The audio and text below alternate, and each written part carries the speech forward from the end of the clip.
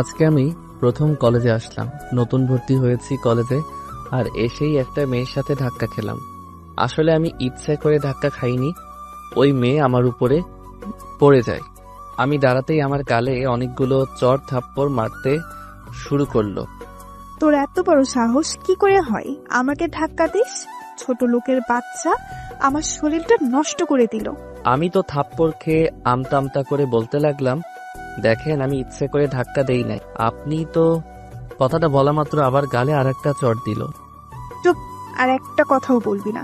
তোকে আমি আজকেই কলেজ থেকে টিসি দিয়ে বের করে দেওয়ার ব্যবস্থা করছি। কথাগুলো বলেই আমার সামনে দিয়ে চলে গেল, আর আমি হা করে সেই দিকে তাকিয়ে আছি। একটু আগে কি হয়ে গেল আমার সাথে সেটা আমি এখনো বুঝে উঠতে পারলাম না। সামনে থেকে একটা ছেলে হাসতে হাসতে বলতে, মামা তুমি তো শেষ। যে মেয়ের উপর ধাক্কা খেয়েছো সে মেয়ে এই কলেজের প্রিন্সিপাল স্যারের মেয়ে, আর অনেক রাগী। কথাটা শোনা মাত্র আমি ভয়ে কাঁপতে লাগলাম। আসলে আমি খ্যাত মার্কা চেহারা নিয়ে কলেজে এসেছি, এরপর আবার ময়লা জামা কাপড় পরে এসেছি, তার উপর আবার বড় একটা চশমা পরেছি বলে সবাই আমাকে নিয়ে অনেক মজা করতেছে। এখন আমার পরিচয়টা দেওয়া যাক। আমি জাহিদ চৌধুরী। অন্য সবার মতো আমারও একটা ভালো পরিচয় আছে, কিন্তু সেটা এখন ধীরে ধীরে জানতে পারবেন। আমি সোজা ক্লাসে ঢুকলাম, কেউ আমাকে বসতে দিচ্ছে না আমার এমন খ্যাতমার্কা চেহারা দেখে, তাই বাধ্য হয়ে একেবারে পিছনে চলে গেলাম। তাকিয়ে দেখি সেই মেয়েটা আমার দিকে রাগীভাবে তাকিয়ে আছে, যেন হাতে পেলে চিবিয়ে খাবে। সেই মেয়েটা সবার সাথে কি যেন বলতে লাগলো। একটু পর সবাই আমার দিকে কাগজের টুকরো ছিঁড়ে ছিঁড়ে ফেলতে লাগলো আর হাসতে লাগলো। আমি টেবিলের নিচে মুখ গুজে বসে আছি। একটু পর ক্লাসে স্যার আসলো, তাই সবাই চুপ হয়ে গেল। স্যার প্রথম দিন হওয়াতে সবার নাম জিজ্ঞেস করলো আর একে একে সবার নাম আর পরিচয় দিতে বলল। এরপর ওই মেয়ের নাম বলাতে আমি শুনতে পারলাম তার নাম হৃদিতা। এরপর সবার শেষে আমার পালা আসলো। আমিও আমার নাম বললাম আর বললাম আমার কেউ নেই, আমি একা। এটা শুনে সবাই অবাক হয়ে আমার দিকে তাকিয়ে রইল। আসলে আমার আসল পরিচয়টা সবার কাছ থেকে লুকিয়ে রেখেছি। তারপর সবাই এসে আমার সামনে আসলো আর আমাকে বলল, ওই দাঁড়া। আমি দাঁড়িয়ে গেলাম। জি, আমাকে বলছেন? তুই ছাড়া আর কাকে ডাকবো? জি বলুন, কি দরকার? তুই আমার গায়ের উপর পড়েছিস, তোকে এত সহজে তো আর ছেড়ে দিতে পারি না। এক কাজ কর, তুই 50 বার উঠবস কর এখন, এরপর তুই এখান থেকে যেতে পারবি। তা না হলে এখান থেকে এক পাও যেতে পারবি না। দয়া করে আমাকে ক্ষমা করে দিন, আমার ভুল হয়ে গিয়েছে। আমি সত্যি আপনাকে ইচ্ছে করে আপনার উপরে পড়ে যাইনি। চুপ, একদম চুপ। তোকে যা করতে বলেছে তুই তাই কর। মাথা গরম হয়ে গিয়েছে ওই মেয়ের এমন কথা শোনার পর। ইচ্ছে হচ্ছিল তার গালে চড় দেই, কিন্তু আমার পুরনো কথাগুলো মনে পড়ে গেল। বাবার সাথে প্রতিজ্ঞা করার কথা বলেছিলাম, যেদিন নিজের মতো করে ক্যারিয়ার গড়তে পারবো সেদিন আপনার সামনে আসব। কথাগুলো মনে পড়তেই আবার চুপ হয়ে গেলাম। আর তাই কোনো উপায় না পেয়ে যখন উঠবস করতে যাব তখন কেউ একজন আমার কাছে। ভাই আপনি এখানে? আমি তাকিয়ে দেখলাম আমি আগে যে কলেজে পড়তাম সেই কলেজের এক ছোট ভাই আমার সামনে। আমি তাকে চিনেও না চিনার ভান করে বললাম, কে ভাই আপনি? ছেলেটা বলল, ভাই আমি রিয়াজ, আপনি আমাকে চিনতে পারছেন না? আমি তাকে বললাম, আপনার কোথাও ভুল হচ্ছে। ছেলেটা আমাকে উঠিয়ে কিছু দূর নিয়ে গিয়ে বলল, ভাই আপনি এমন করছেন কেন? এবার আমি রিয়াজকে বললাম, তুই এখানে কি করিস? ভাই আমি আসলাম এই কলেজে আমার এক ভাইকে কারা যেন মেরেছে, তাদের সাথে দেখা করতে, আর এসে দেখি আপনি এখানে। তো ভাই আপনার এই অবস্থা কেন? তোকে পরে সব বুঝিয়ে বলবো, এখন তুই আমার আসল পরিচয় কাউকে বলবি না, প্লিজ আমাকে কথা দে। ভাই আপনাকে আমি বাঘের চেয়েও ভয় পাই, আর আপনার কথা আমি না রেখে পারবো নাকি? আপনি যা বলতে বলবেন আমি তাই করব। আচ্ছা, তাহলে আপাতত তুই এখান থেকে যা। কিন্তু ভাই আপনাকে এভাবে আমি একা রেখে চলে যাব? আর দেখে তো মনে হচ্ছে এরা সবাই আপনাকে দিয়ে অনেক মজা করছে। আপনি শুধু একবার বলুন, আমি সবাইকে মজা দেখিয়ে দিচ্ছি। না, তা আর করতে হবে না। আমি সবকিছু ছেড়ে দিয়েছি আর এখন থেকে ভালো মতো চলবো। তাই যাই হোক না কেন তুই আর এর মধ্যে জড়াবি না, আর এখান থেকে এখন চলে যা। আর তাদের সামনে গিয়ে আমাকে একটা চট দিয়ে বলবি, তুই ভুল করে আমাকে অন্য কাউকে ভেবে বলে ফেলেছিস। আপনি যা বলবেন আমি তাই করব ভাই। আমাদের কথা শেষ করে আবার তাদের সামনে গেলাম, আর আসা মাত্র আমার কথা মতো রিয়াজ আমাকে বলল, তুই তো একটা খ্যাত ছেলে, তোকে ভুলে আমি কি না কি ভেবে বসেছিলাম। এরপর আমার গালে হালকাভাবে একটা চড় দিল। সবাই ভাবলো অনেক জোরে দিয়েছে। এরপর রিয়াজ চলে গেল। যাক, ছোট লোকটা এমনিতেই আজকের মতো শিক্ষা পেয়ে গেছে। তোকে আজকের মতো ছেড়ে দিলাম, কিন্তু কালকে আবার তোর 12টা বাজাবো। বলেই রিদিতা আর তার বন্ধু বান্ধবীরা সবাই চলে গেল। আমিও সেখান থেকে আমার বাসায় চলে আসলাম। বাসা বলতে একটা রুম ভাড়া নিয়েছি, কলেজ থেকে 5 মিনিটের রাস্তা। রুমে এসেই ভাবতে লাগলাম কি ছিলাম আর কি হয়ে গেলাম। আগের পুরনো কথাগুলো মনে পড়ে গেল, আর 2 চোখ দিয়ে পানি বের হতে লাগলো। বাবার সেই কথাগুলো এখনো কানের মধ্যে। তোর মতো খারাপ ছেলে আর আমি চাই না। আমার বাসা থেকে বের হয়ে যা। এমন নেশাখোর ছেলের আমার দরকার নেই। যা, আমাদের বাড়ি থেকে বের হয়ে যা। সেদিনের পর থেকে আমি বাড়ি থেকে বের হয়ে এখানে চলে এসেছি, আর মনে মনে প্রতিজ্ঞা করেছি নিজেকে পরিবর্তন করে ভালো ছেলে হয়ে এরপর যাব, এর আগে না। হঠাৎ এগুলো ভাবছি আর পেটের মধ্যে ইঁদুর দৌড়াদৌড়ি শুরু করতে লাগলো। তাই আর কিছু না ভেবে সোজা চলে গেলাম খাবার রান্না করতে। রান্নাঘরে গিয়ে অনেক কষ্টে কিছু হালকা খাবার রান্না করে সেগুলো দিয়ে খেয়ে নিলাম। জীবনে কখনো যে ছেলে রেস্টুরেন্টের খাবার ছাড়া খেত না, সেই ছেলে আজকে ভাত রান্না করে খায়। এগুলো ভাবতেই অবাক লাগে। আসলে সময় মানুষকে অনেক কিছু শিখিয়ে দেয়। এরপর চলে গেলাম টিউশনিতে। অনেক কষ্টে এই টিউশনিটা পেয়েছিলাম, আর মাস শেষে যে টাকা পেতাম সেই টাকা দিয়ে নিজের সব খরচ জোগাতাম। এরপর বাসায় আসলাম আর পড়তে শুরু করলাম। তারপর রাত 10টায় বাহির থেকে আনা কিছু খাবার ছিল। আমি নিজেকে প্রমাণ করে দেখাবো যে আমিও চাইলে ভালো ছেলে হয়ে দেখাতে পারি। এরপর পড়তে পড়তে কখন ঘুমিয়ে পড়লাম তা আমার জানা ছিল না। ঘুম ভাঙলো মোবাইলের অ্যালার্মের শব্দে। সেটা বন্ধ করে উঠে দেখি 4:30 বাজে। উঠে অজু করে নামাজ আদায় করে সকালে রান্না শেষ করে সেগুলো খেয়ে কলেজের উদ্দেশ্যে রওনা দিলাম। কলেজের সামনে আসতে দেখলাম রিদিতা আর তার বন্ধুরা আমার দিকেই চেয়ে আছে। একটু পর আমাকে রিদিতা তার সামনে ডাক দিল। আমি তাদের সামনে যেতেই, তুই কিভাবে এমন নামি দামি কলেজে ভর্তি হতে পারলি? তোর যেই অবস্থা, আমার তো তোকে দেখলেই বমি চলে আসে। তুই কি ঠিক মতো গোসল করিস না নাকি? আমি চুপ, কিছু বলছি না, শুধু রিদিতার কথা শুনে যাচ্ছি। একটু পর রিদিতা আমাকে বলল, এখন তুই আমাদের সবার জুতাগুলো পরিষ্কার করে দে। এটাই হলো তোর আজকের শাস্তি। আমি আর কিছু বললাম না। তাদের সামনে গিয়ে তাদের জুতাগুলো পরিষ্কার করে দিতে লাগলাম, আর মনে হলো আমার চোখ দিয়ে পানি বের হচ্ছে। আগে কি ছিলাম আর আজকে কি হচ্ছে, সবই ভাগ্যের খেলা। আমি সবার জুতাগুলো পরিষ্কার করার সময় ভুল করে রিদিতার পায়ে আমার হাত লেগে যায়, আর তাতে রিদিতা আমাকে একটা লাফ আর বলতে লাগলো, তোর সাহস কি করে হয়, ছোট লোকের বাচ্চা, আমাকে স্পর্শ করিস? আমি লাথির কারণে কিছুটা পিছনে চলে যাই। এরপর বললাম, ভুল হয়ে গিয়েছে, আমাকে ক্ষমা করে দিন। এরপর রিদিতা আমার উপর কিছু টাকা ছুড়ে দিয়ে সেখান থেকে চলে যায়। আমিও বসে বসে সেই টাকাগুলো নিয়ে ক্লাসে চলে যাই। মনে মনে ভাবলাম, লকিতেও আর টাকা পাইনি, কষ্ট করে জুতা পরিষ্কার করে এরপর টাকা পেয়েছি। এরপর ক্লাসে স্যার চলে আসলো আর আমাদের ক্লাস শুরু করে দিল।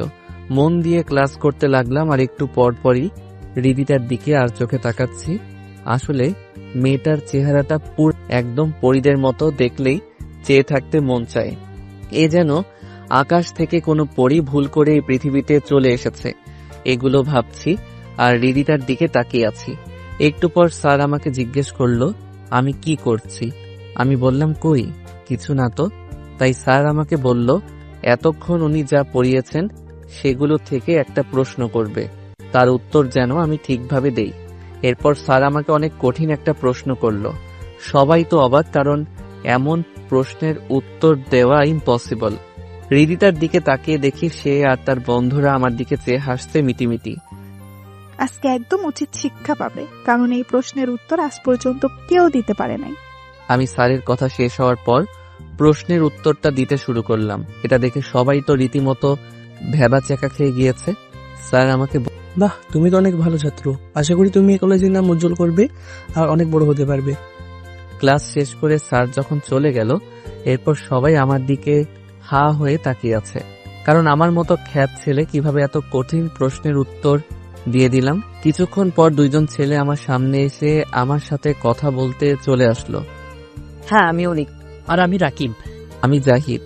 আচ্ছা, আমরা কি বন্ধু হতে পারি? ঠিক আছে, আমার তাতে কোনো সমস্যা নেই, যদি আপনাদের সমস্যা না থাকে। ওই, তুই আমাদের আপনি করে বলছিস কেন? তুই করে বল, তা না হলে কিন্তু তোর সঙ্গে কোনো কথা নেই। আচ্ছা ঠিক আছে, তুই করে বলবো। আরো কিছু কথা বলে তাদের সাথে ক্লাস করে রুম থেকে চলে ক্যান্টিনে চলে গেলাম। সেখানে গিয়ে দেখি রিদিতা আর তার বন্ধুরা আগে থেকে চলে এসেছে। আমাকে দেখেই ওই আবুল, এদিকে আয়। আমাকে বলছেন, তোকে ছাড়া আর কাকে বলবো? কিন্তু আমার নাম তো আবুল না, আমার নাম জাহিদ। চুপ, ছোট লোক। তুই এখানে কি করিস? তুই এখানে আসলে এই পরিবেশটা নষ্ট হয়ে যাবে। যা এখান থেকে, চলে যা। তুমি আমার বন্ধুর সাথে এভাবে কথা বলছো কেন? বাহ, আবুলের আবার বন্ধুও হয় নাকি? বন্ধু কি শুধু বড় লোকদেরই থাকে নাকি? এই আবুলের জন্য তোরা আমার সাথে বড় বড় কথা বলছিস? তোদের আমি 12টা বাজিয়ে দিব। দয়া করে ওদের কিছু বলবেন না, আমার জন্য তারা আপনার সাথে এইভাবে কথা বলেছে, তাই আমাকে যা ঠিকই তো, তোর জন্য আজকে আমাকে এভাবে কথাগুলো বলছে। আজকে তোর খবর আছে। কথাটা বলতেই রিদিতা আবার আমার গালে একটা চড় মেরে দেয়। আমিও গালে হাত দিয়ে দাঁড়িয়ে আছি। অনিক আর রাকিব বলল, তুই চুপচাপ এভাবে মার খেয়ে যাবি? কি করব বলো, তাছাড়া আমার যে আর কিছু করারই নেই। কিছু বললেই তো আবার কলেজ থেকে যদি বের করে দেয়, তাহলে তো আমার সব ক্যারিয়ার শেষ হয়ে যাবে। আচ্ছা বাদ দে, মন খারাপ করিস না, আমরা তোর সাথে সবসময় পাশে থাকবো। আচ্ছা চল, খেয়ে বাসায় চলে যাই, আমার আবার অনেক কাজ আছে। খাওয়া শেষ করে কলেজ থেকে বের হয়ে বাসায় গিয়ে ফ্রেশ হয়ে সোজা চলে গেলাম টিউশনিতে। এরপর আবার বাসায় এসে পড়তে শুরু করলাম। এভাবে 3 মাস কেটে গিয়েছে, আর অনিক আর রাকিবের সাথে আমার বন্ধুত্ব অনেক গভীরে চলে গিয়েছে। আর এর মধ্যে তো হৃদিতার অত্যাচার আছেই। প্রতিদিন আমাকে নানান অজুহাতে আমাকে অনেক অপমান করে। এরপর হঠাৎ একদিন ক্লাসে 2 দিন পর কলেজ থেকে শিক্ষা সফরে যাব, সবাই ফর্ম পূরণ করে দিও। স্যার, আমরা সবাই কি খাচ্ছি? সবাই যাচ্ছি, কিন্তু কেন? না, বলছিলাম যে ওই লোকটাকে না নিয়ে গেলে হয় না? সে গেলে তো আমাদের পিকনিকটাই মাটি হয়ে যাবে। তুমি কার কথা বলছো? আর কলেজে সবাই সমান, কেউ ছোট আর কেউ বড় না।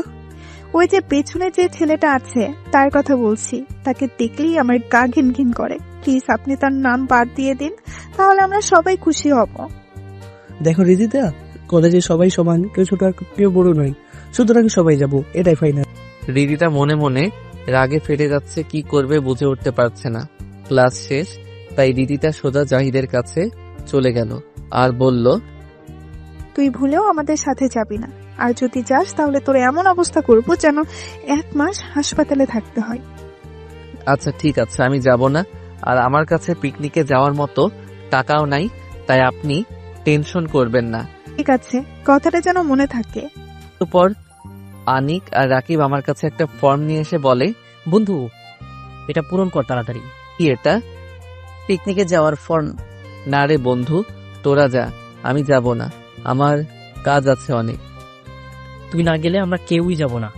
তোরা বুঝবার চেষ্টা কর, আমি গেলে অনেক সমস্যা হবে। দেখলি তো হৃদিতা আমাকে সবার সামনে কিভাবে অপমান করেছে। আরে বাদ দে তো ওই মেয়ের কথা।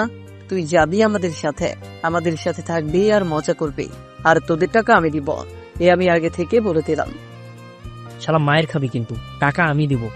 এভাবে তাদের মাঝে মজার ঝগড়া আর খুনসুটি হতে হতে 2 দিন পর কলেজের সামনে সবাই হাজির হলো, বাসের সামনে।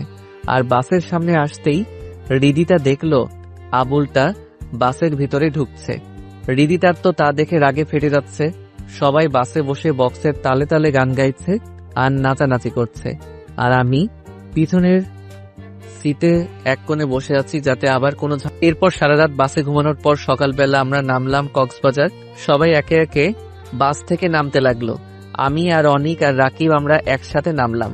স্যার আমাদের সবাইকে ডাক দিয়ে বললেন, এখানে যেন কোনো ধরনের সমস্যা না করি, আর কাউকে না বলে একা একা দূরে কোথাও না যাই। এরপর সবাইকে নিয়ে হোটেলে নিয়ে গেল, যেটা আগে থেকেই বুকিং করা ছিল। আমাদের 3 জনের একটা রুমের চাবি দিল। আমরা রুমে গিয়ে রেস্ট নিলাম, আর কিছুক্ষণ পর সবাই ঘুমিয়ে পড়লাম। এরপর দুপুরে উঠে সবাই খাওয়া শেষ করে বিকেলবেলা আবার সবাই এক জায়গায় হাজির। সবাই এখন আশেপাশে ঘুরতে যাও, কিন্তু ভুলেও বেশি দূরে যাবে না, তাহলে তার বিরুদ্ধে কঠিন ব্যবস্থা নেওয়া হবে। বাহিরে আসতেই স্যার বলল, সবাই এক হও, গ্রুপে ছবি তুলতে হবে। সবাই যখন একসাথে হলো তখন হৃদিতা বলল, স্যার, ওই আবুল যেন আমাদের সাথে না আসে, তাহলে আমরা কেউ ছবি তুলবো না। আমি দেখলাম হৃদিতার সাথে সাথে তার বন্ধুরাও আমাকে তাদের সাথে আসতে না করছে। তখন স্যার বলল, দেখো এটা ঠিক না, তোমরা সবাই ছেলেটাকে এভাবে ব্যবহার করতে পারো না।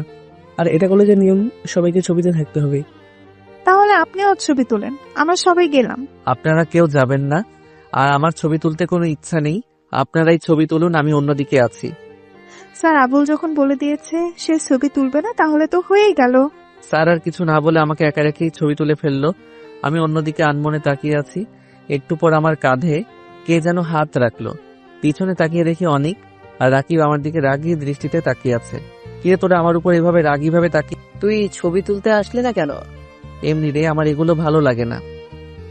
তুই রিদিতাকে কেন এত ভয় পাস? আমরা তো আছি তোর সাথে। আমি চাই না আমার জন্য তোদেরও কোনো ক্ষতি হোক। আচ্ছা চল, সাগরের পাড় দিয়ে হাঁটি, ভালো লাগবে। আমরা সাগরের পাড় দিয়ে হাঁটাহাঁটি করছি, আর অন্যদিকে রিদিতা আর তার বন্ধুরা বক্স দিয়ে নাচানাচি আর হই হুল্লোড় করছে, সাথে বিয়ার আর কোমল পানি আছে। সন্ধ্যা হয়ে এসেছে, তাই অনিক আর রাকিব বলল, চল এবার হোটেলে চলে যাই। আমি বললাম, তোরা যা, আমি একটু পর আসতেছি। তারাও কিছু না বলে আমাকে রেখে চলে গেল। আমিও সামনের দিকে হাঁটছি, আর দূরে আগুন জ্বালিয়ে একটা মেয়ে আর কিছু ছেলে নাচানাচি করছে বলে মনে হলো। তাই এদিকে রিদিতার বন্ধুরা ভাবলো অনেকদিন পর রিদিতাকে একা পেয়েছে, তাই আজকে তাদের মনের বাসনা পূর্ণ করবে। তাই তারা বেয়ারের গ্লাসে ঘুমের ওষুধ মিশিয়ে রিদিতাকে দিল, আর রিদিতাও কিছু না বুঝে সেটা খেয়ে ফেললো। এরপর রিদিতা মাতলামি করতে লাগলো। আমি দূর থেকে এবার কাছে চলে আসলাম, আর এসে দেখছি রিদিতাকে তারা মাটিতে ফেলে এটা বুঝতে বাকি রইল না। তাই আমি আর চুপ থাকতে পারলাম না। আমি আমার আগের রূপটা একটু তাদেরকে দেখিয়ে দিলাম। একটাকে ধরে দিলাম একটা ঘুষি। সেই ঘুষি খেয়ে মুখে হাত দিয়ে দেখে রক্ত বের হচ্ছে, তাই দেখে বাকিরাও সেখান থেকে পালিয়ে যায়। আমি এরপর নিচে তাকিয়ে দেখলাম রিদিতা মাটিতে শুয়ে আবল তাবল বকছে। তাকে এখন কি করা যায় তাই ভাবছি, আর আশেপাশে দেখছি কেউ নেই আশেপাশে, তাই বাধ্য হয়ে তাকে কোলে তুলে নিলাম। মা গড়ে এই মেয়ে দেখছি অনেক ভারী, আমার মাথা দিয়ে ঘাম বের হচ্ছে। অনেক কষ্টে হোটেলের ভিতরে নিয়ে গিয়ে রিদিতার রুমের চাবিটা নিয়ে ওর রুমে দিয়ে আসলাম। ওকে রুমে এসে খাটে শোয়াতে রিদিতা আমাকে তার কাছে টেনে নিল, আর আমি সোজা তার শরীরের উপরে পড়ে যাই। সে নেশার ঘরে আমাকে তার ঠোঁটে কিস করতে লাগলো। আমি তাকে ছাড়ানোর অনেক চেষ্টা করছি, কিন্তু তার উপর যেন অন্য কেউ ভর করে আছে। অনেক কষ্টে তাকে ছাড়িয়ে এরপর রিদিতাকে শুইয়ে দিলাম, আর আমি রুম থেকে বের হয়ে গেলাম। ভাবছি একটু আগে কি হয়ে গেল, তাই আর কেউ দেখেওনি। এগুলো মনে মনে ভাবতে ভাবতে আমার রুমে গিয়ে দেখি তারা ঘুমিয়ে পড়েছে। আমিও গিয়ে ঘুমিয়ে পড়লাম। এরপর সকালে ঘুম থেকে উঠে দেখি বাইরে অনেক হইচই। আমি বাহিরে আসতেই রিদিতা আমাকে দেখেই আমার জামার কলার ধরে চড় থাপ্পড় দিতে লাগলো, আর তুই নাকি আমাকে কালকে ওখানে নিয়ে এসেছিস? তোর এত বড় সাহস হলো কিভাবে আমাকে নিয়ে এসেছিস? আমি বললাম, আপনি কিভাবে জানলেন? হোটেলের স্টাফকে বলাতে সে তোর কথা বলেছে। দেখুন, আমার কিছু করার ছিল না। কালকে রাতে আপনি বাহিরে অজ্ঞান হয়ে পড়েছিলেন, সেখান থেকে আমি আপনাকে এখানে নিয়ে এসেছি। দাঁড়া, আমি আসতেছি, এরপর তোর ব্যবস্থা নিচ্ছি। বলে রিদিতা হোটেলের সিসিটিভি রুমে গিয়ে কালকে রাতে এখানে কি হয়েছে সেগুলো দেখতে লাগলো। আর যা দেখলো তা দেখে তো তার সারা শরীর পুড়তে লাগলো। দেখছে আবুলটা তাকে কোলে করে তার রুমে নিয়ে যাচ্ছে। এরপর সোজা আমার কাছে এসে আমাকে মারতে লাগলো। বল, আমার সাথে কি করেছিস কালকে রাতে? তুই আমার ইজ্জত নিয়েছিস? তার কথা শুনে সবাই তো অবাক, আমিও অবাক। কি বলছে এই মেয়ে? এখন আপনার কোথাও ভুল হচ্ছে। আমি কালকে রাতে যদি আপনাকে না নিয়ে আসতাম, তাহলে আপনার বন্ধুরা আপনার ইজ্জত কেড়ে নিত। এরপর রিদিতার বন্ধুরা আমাকে এসে আমাকে মারতে আর বলতে লাগলো, শালা, তুই একটা মেয়ের ইজ্জত কেড়ে নিয়েছিস, তার উপর আমাদের উপর বদনাম দিচ্ছিস। ওই ফকিরের বাচ্চাটাকে মার, মেরে ওর অবস্থা এমন করবি যাতে আর এমন কাজ না করতে পারে।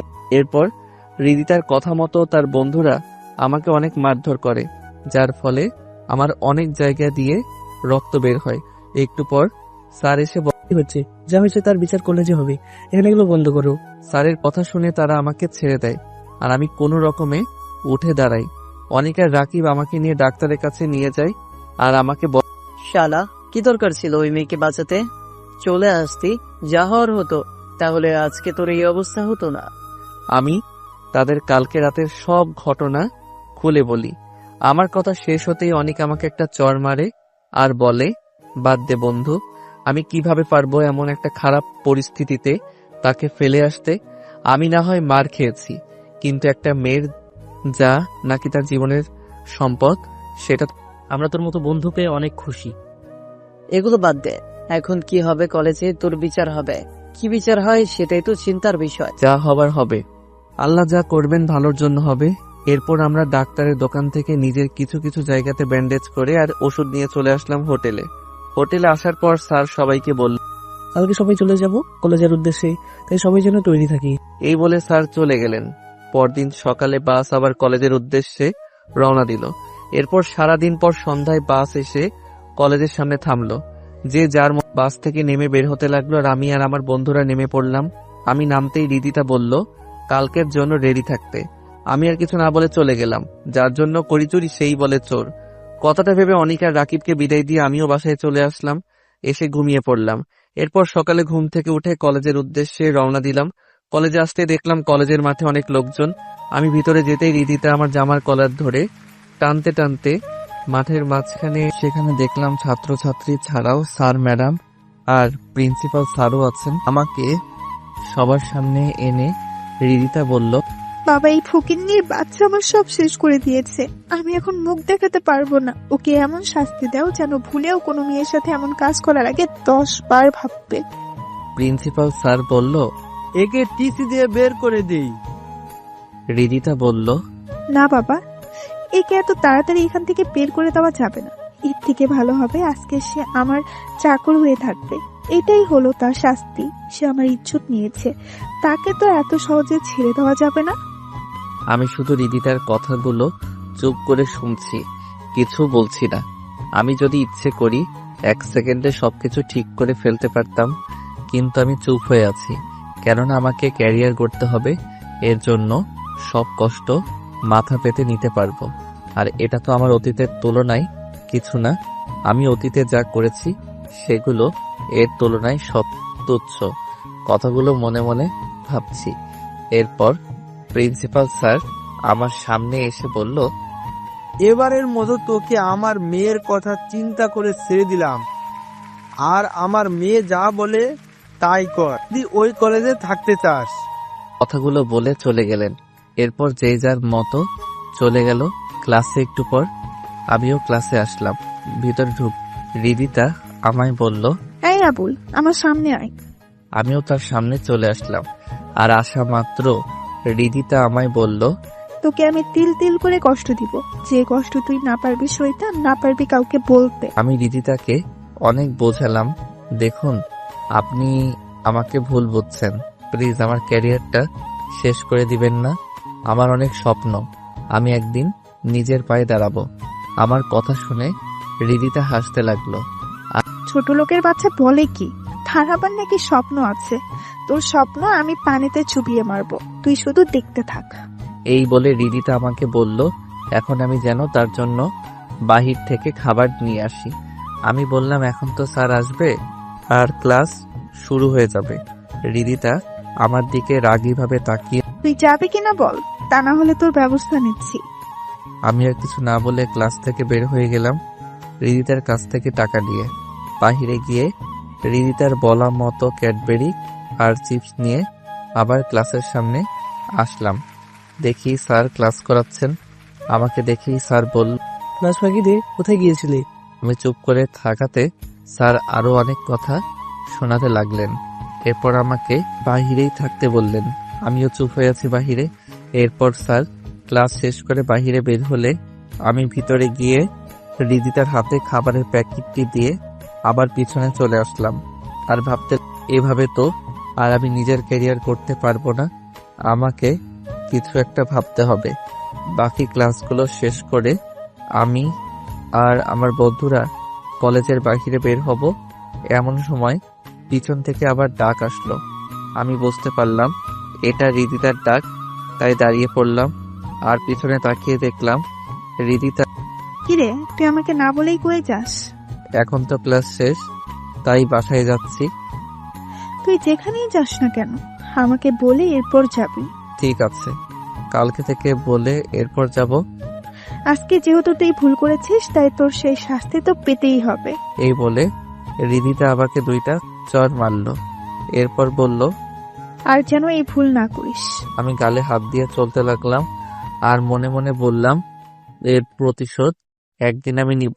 এরপর বাসায় এসে ফ্রেশ হয়ে খেয়ে নিলাম। এরপর খেলাম।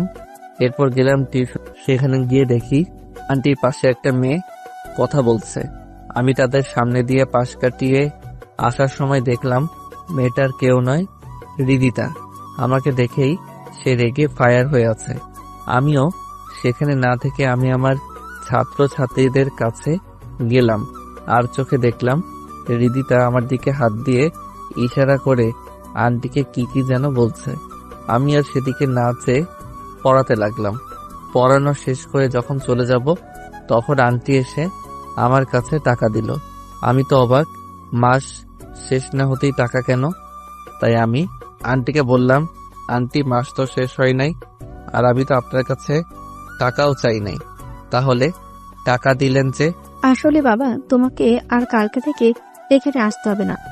আমরা নতুন শিক্ষক নিয়োগ করে দিয়েছি। কেন আন্টি, আমি কি খারাপ ভাবে পড়াচ্ছি বুঝি? না বাবা, তা নয়। তুমি অন্য জায়গাতে পড়ো গিয়ে, আর কিছু বলতে পারবো না। এগুলো বলেই আন্টি আমাকে বিদায় করে দিলেন। আমি কি বলবো বুঝলাম না। শেষ সম্বল টিউশনি, সেটাও রিদিতা আমার কাছ থেকে কেড়ে নিল। এখন আমি কি করব?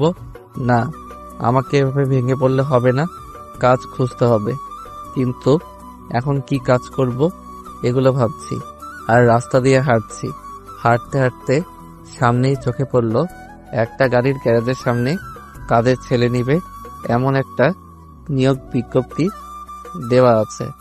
আমি আর কিছু না ভেবে সেখানে গিয়ে কাজের কথা বলাতেই আমাকে বলল, কাজ অনেক কষ্টের হবে, পারবো কিনা? আমি বললাম, হ্যাঁ আমি পারবো। এরপর আমাকে আমার কাজ বুঝিয়ে দিলেন। কাজ হলো গাড়ি ধোয়া আর পরিষ্কার করা। যাক, কাজ শেষ করে বাসায় এসে খাবার খেয়ে পড়তে শুরু করলাম। এরপর গভীর রাতে ঘুমিয়ে পড়লাম। পরদিন সকালে কলেজে গেলাম। ভিতরে আসতেই আবার রিদিতা। আয় আবুল, এদিকে আয়। জি বলুন। তুই এরকম খ্যাত মার্কা হয়ে কলেজে আসিস কেন? গরিব মানুষের আবার এর থেকে ভালো কিছু হয় নাকি?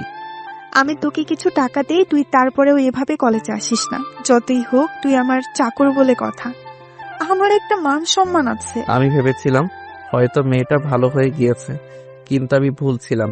এর মেয়ের মতো অহংকারী মেয়ে কখনো ভালো হতে পারে না। থাক, তা আর আমার প্রয়োজন নেই। আমি যেভাবে আছি ভালো আছি। চুপ, তোর জন্য আমাকে ছোট হতে হবে সেটা আমি কখনো মেনে নিব না। তাই আমি যা বলছি তুই তাই কর। আমি কি করব কিছু বুঝে উঠতে পারছি না।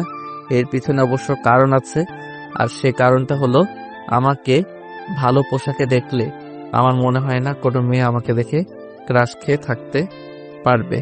কারণ আমি জিম করে শরীরকে সিক্স প্যাক অনেক আগেই। এর উপর আবার আমার মাথায় যে চুল আছে সেই চুলের যে স্টাইল আছে সেই স্টাইল করতেই লাখ লাখ টাকা খরচ করে। এখন যদি আমার আসল রূপ সবাই দেখে ফেলে তাহলে আমার জন্য সেটা মোটেও ভালো কথা না।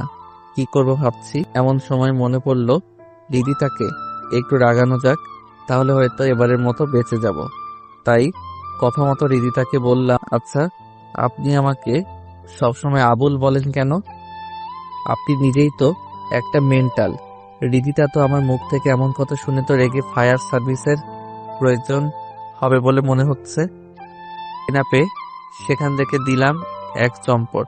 রিদিতা আমার পিছন থেকে বলতে লাগলো, হাই, কই যাস? দাঁড়া দাঁড়া বলছি, তা না হলে তোর খবর আছে। আমাকে আবার পাইকে আমি সোজা সেখান থেকে চলে ক্লাসে ঢুকে গেলাম। মনে মনে ভাবছি, যাক বাবা, অনেক বড় বিপদ থেকে বেঁচে গিয়েছি। এখন কোনো রকম ভাবে ক্লাসগুলো শেষ করতে পারলেই হলো। একটু পর রিদিতা আর তার বান্ধবীরা ক্লাসে ঢুকে গেল। এর সাথে স্যারও ভিতরে ঢুকলো। মনে মনে ভাবছি, আল্লাহ অল্পতে বাঁচিয়ে দিলেন। রিদিতার দিকে তাকাতেই সে আমায় হাতের ইশারায় বোঝাচ্ছে আজকে আমি শেষ। আমি একটু ঢোক গিললাম।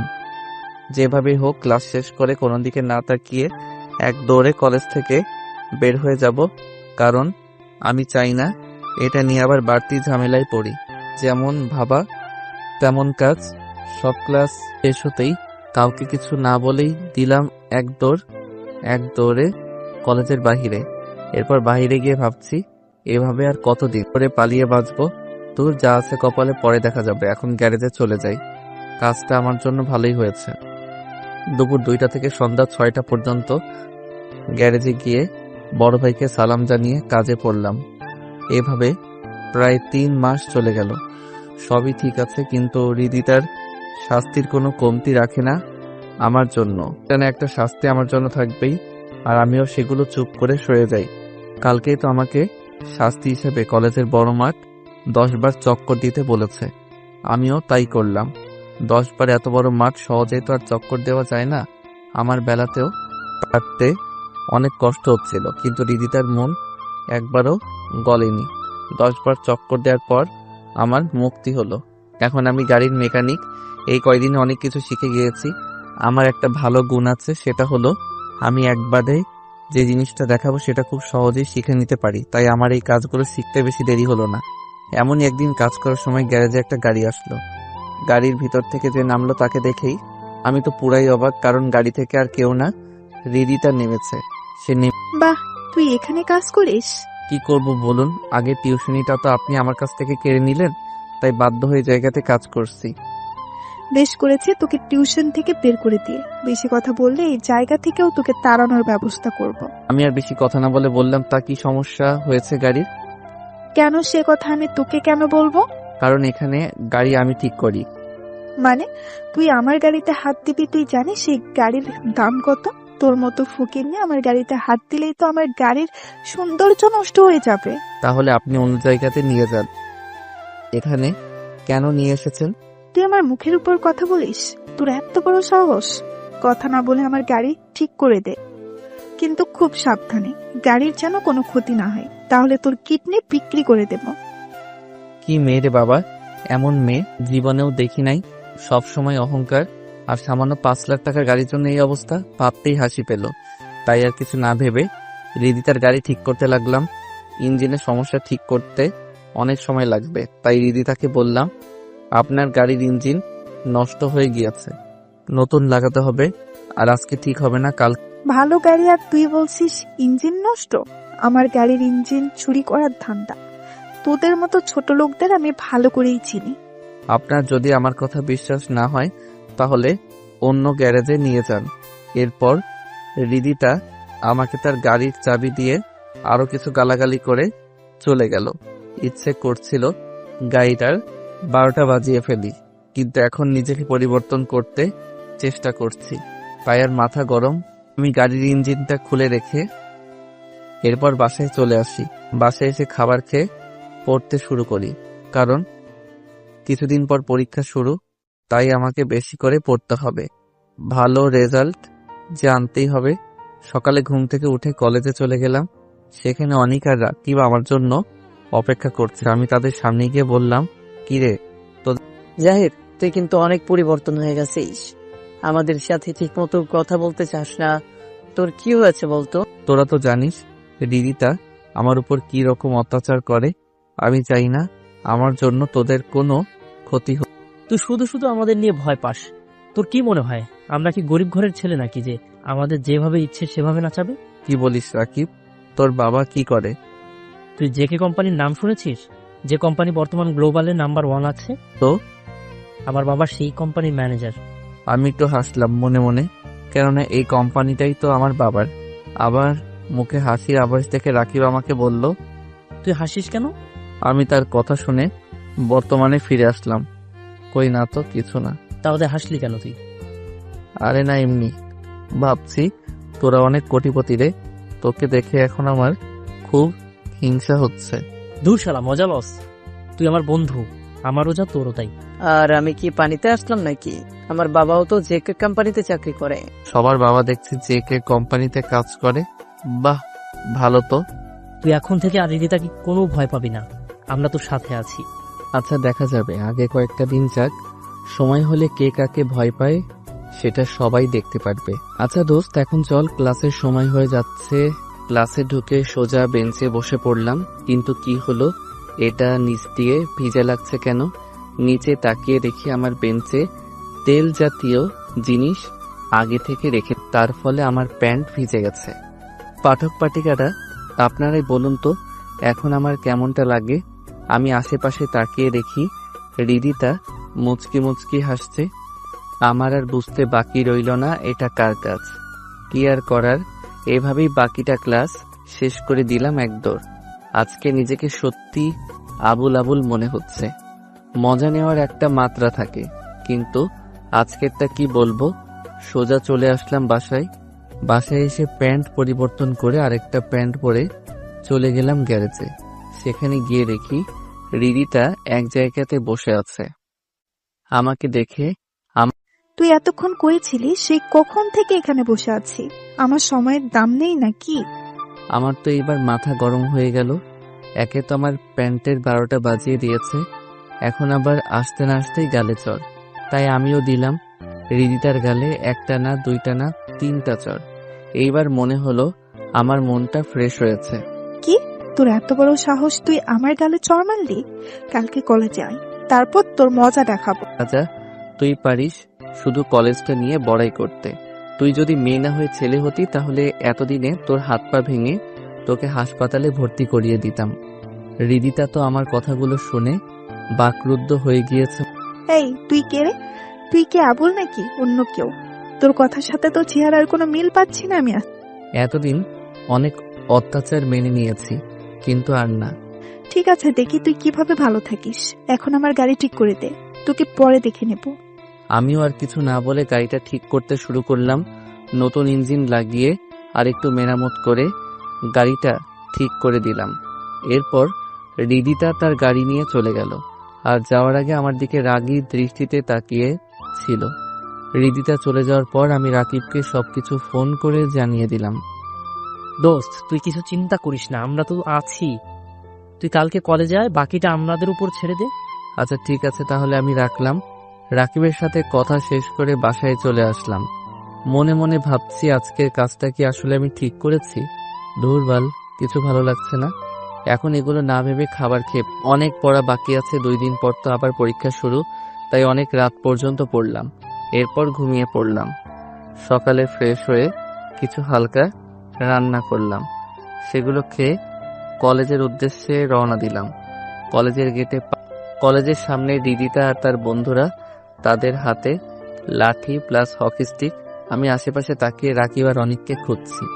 শালারা আমাকে আজকে এভাবে একা রেখে কই চলে গেল? আমি গেটের সামনে ঠাই দাঁড়িয়ে আছি। হৃদিতা আর তার বন্ধুরা আমার দিকে এগিয়ে আসছে। একজন আমাকে এগিয়ে এসে মারতেই যাবে, তখনই পিছন থেকে কারো আওয়াজ শুনে আমার সামনে থাকা ছেলেটি দাঁড়িয়ে পড়ল। আমি পিছনে তাকিয়ে দেখি পুলিশ।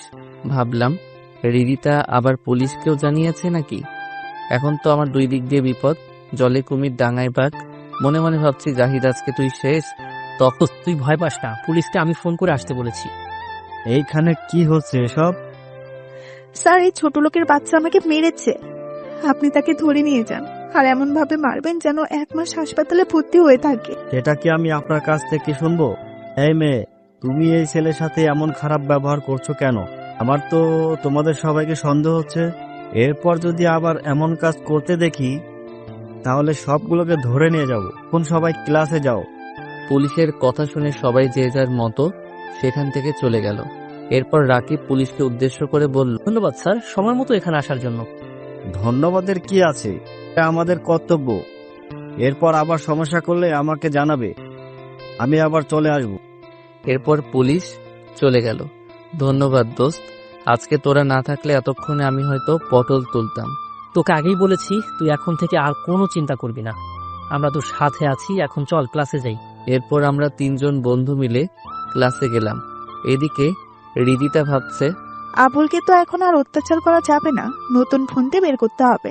আমাকে চড় মেরেছিস তুই, এর শাস্তি তো তোকে পেতেই হবে। হঠাৎ হৃদিতার মনে একটা বুদ্ধি আসলো। আবুলটাকে প্রেমের জালে ফাঁসালে কেমন হয়? বুদ্ধিটা খারাপ না, এরপর সময় বুঝে আমার প্রতিশোধটা নেওয়া যাবে। আমি ক্লাসে ঢুকলাম। আমি অনিক আর রাকিব একসাথে বসে আছি।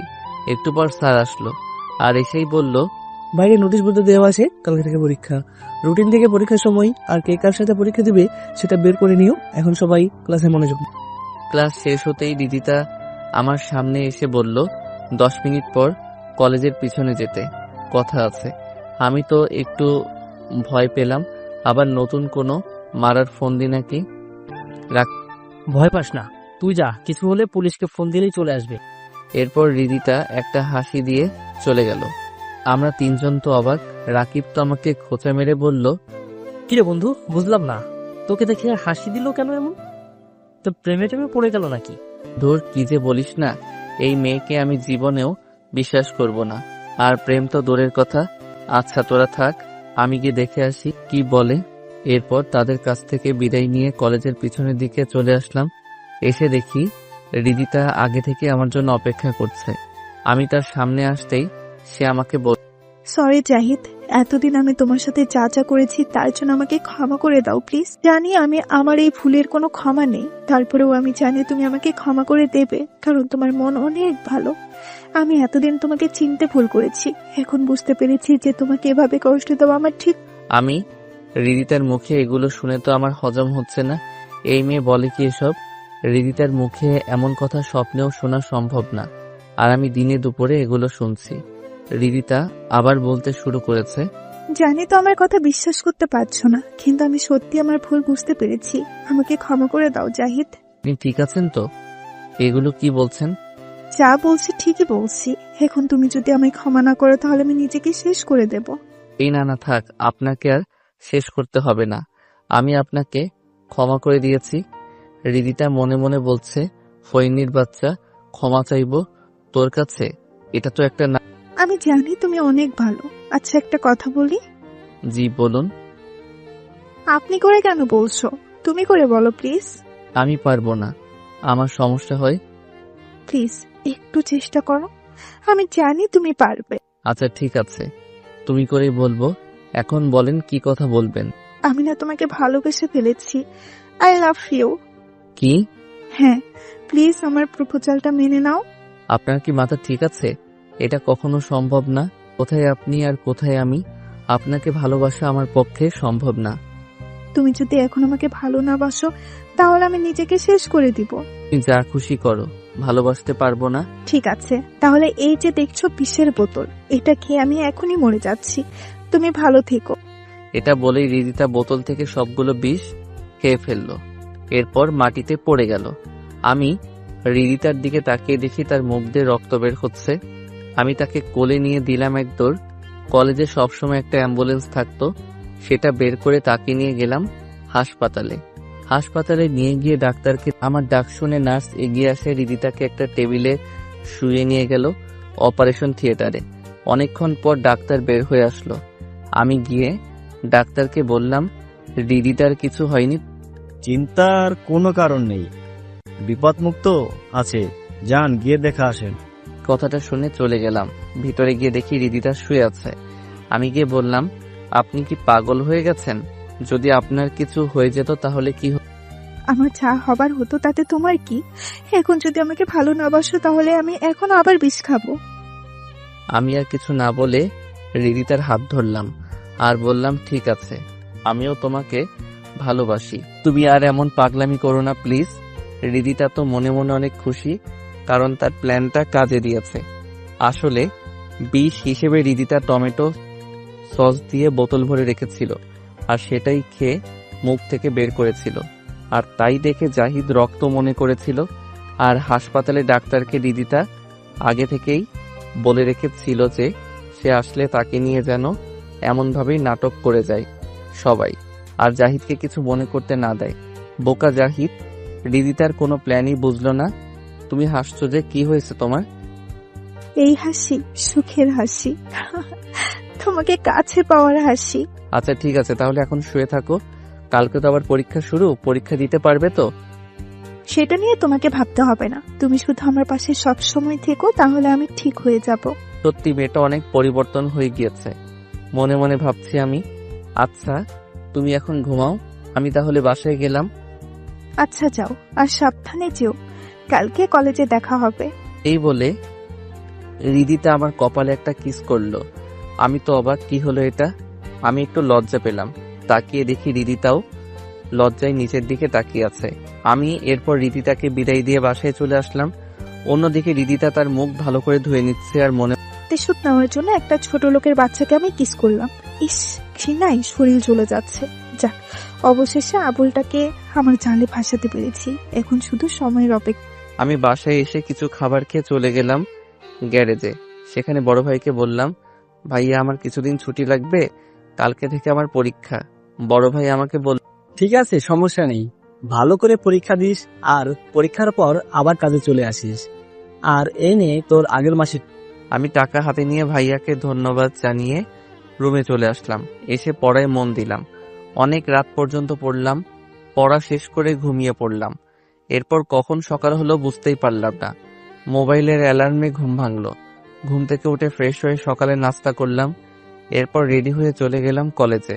আজকে কলেজে যেতে ভালো লাগছে, কারণ এখন আর রিদিতার প্যারা নিতে হবে না। আমি তাকে ভালোবাসার জন্য রাজি হইনি, আসল কারণ হচ্ছে তার অত্যাচার থেকে বাঁচতে তার কথায় রাজি হয়েছি। কথাগুলো ভাবতে ভাবতে কলেজের সামনে চলে আসলাম। কলেজে আসতেই অনেক কিরে জাহিদ, তুই কালকে আমাদের না বলে কই চলে গিয়েছিলি? এরপর আমি কালকে যা যা হয়েছিল সব তাদের খুলে বললাম। আমার কথা শুনে তো দুইজনই আমার দিকে তাকিয়ে আছে আর বলল, দোস্ত, তোর তো কপাল খুলে গেছে। রিদিতার মতো এমন সুন্দরী মেয়ে পাওয়া ভাগ্যের ব্যাপার। এখন বল, ট্রিট কবে দিচ্ছিস? দূর, আমি আছি প্যারার মধ্যে আর তোরা বলিস ট্রিট দিতাম। কিসের প্যারা? রিদিতাকে আমি ঠিক মতো বুঝতে পারছি না তার মনে কি চলছে। আগে আমাকে জানতে হবে সে কি চায়, এরপর বাকিটা বলবো। দূরে তাকিয়ে দেখি রিদিতা আমার সামনে হেঁটে আসতেছে আর এসে আমাকে, এই, তুমি এখানে? আর আমি তোমাকে কোথায় না কোথায় খুঁজে বেড়ালাম। এত খোঁজার কি আছে, আমি তো এখানেই আছি, কিছু বলবা? বলবো বলেই তো তোমাকে খুঁজছি। কি বলবা বলো? এখানে বলবো না, পরীক্ষা শেষে বাইরে থেকো, তোমাকে নিয়ে এক জায়গায় যাব, সেখানে বলবো। এই বলে রিদিতা চলে গেল। আমার হারামি বন্ধুগুলো এখন আমাকে খুব জ্বালাচ্ছে। তা মামা, একদিনেই এত কিছু কেমনে কি? আরে আমি তো তোদের শুরু থেকে শেষ পর্যন্ত সবই বলেছি, তাহলে তো ভাব নিতেছিস কেন? আচ্ছা, রাগ করিস কেন? চল গিয়ে দেখি তো কার কোন জায়গায় ছিট পড়েছে। আচ্ছা চল।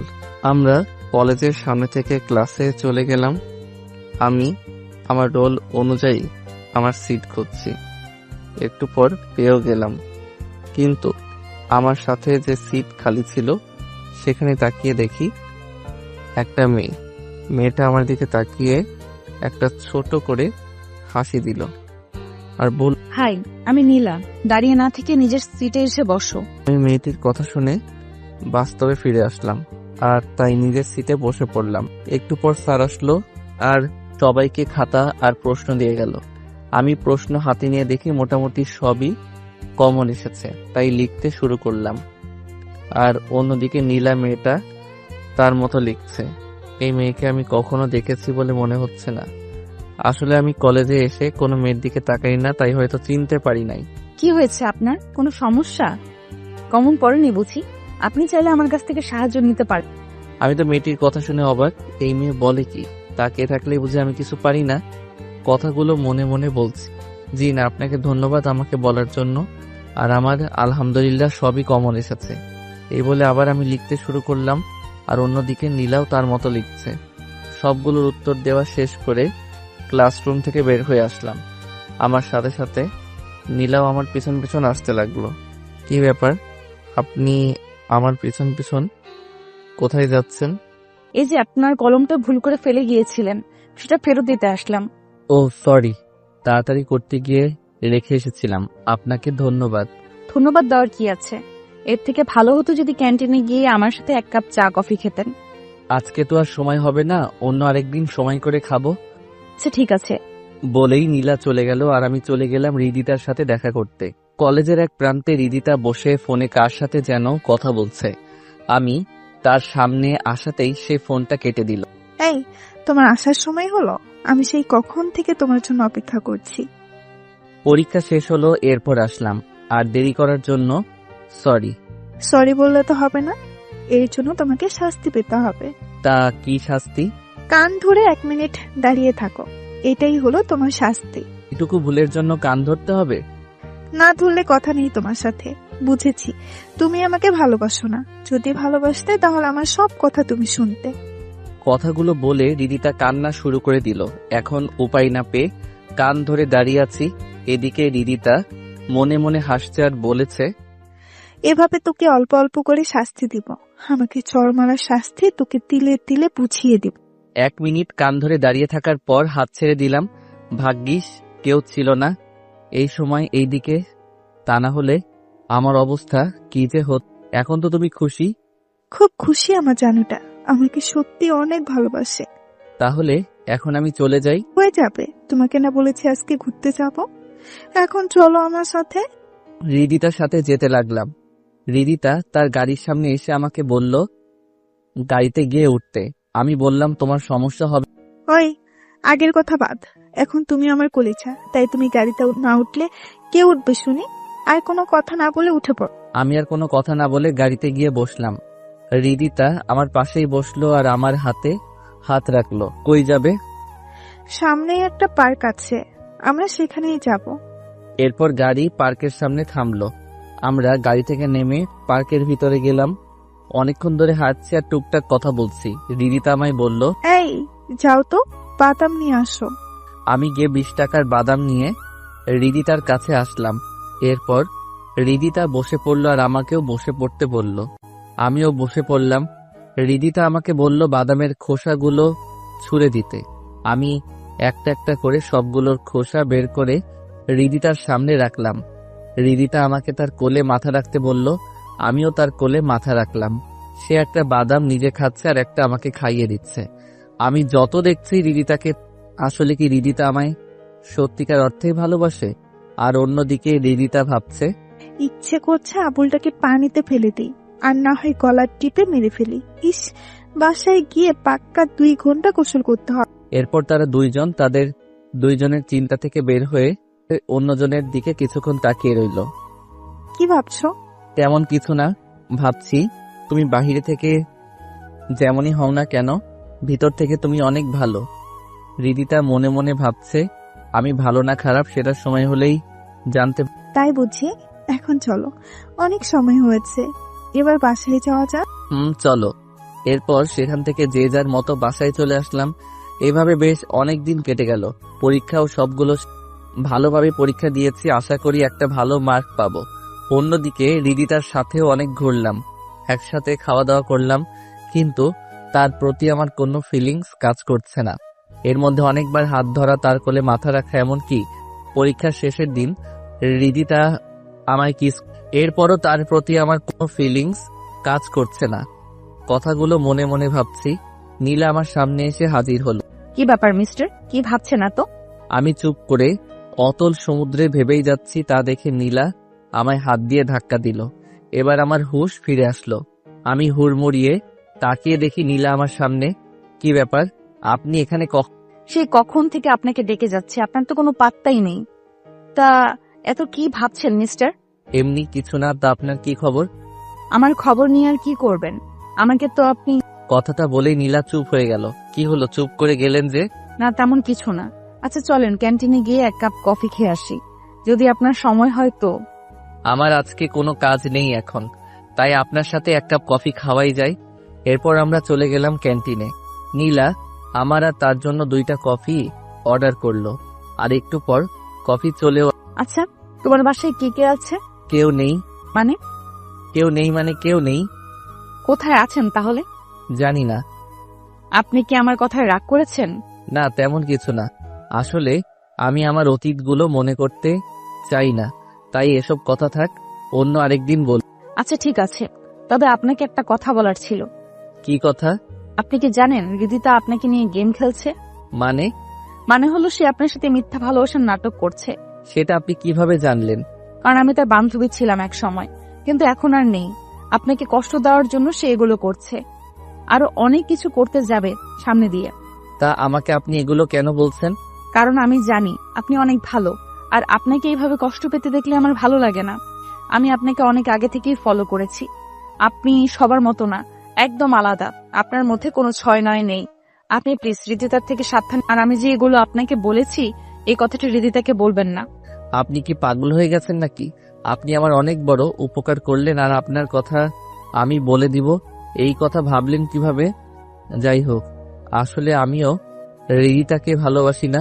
সত্যি বলতে, তার কাছ থেকে একটু শান্তি পেতে তার সাথে তাল মিলিয়ে যাচ্ছি। আমার যেভাবেই হোক কলেজ লাইফটা শেষ করা। ও আচ্ছা, আপনি সত্যিই রিদিতাকে ভালোবাসেন না?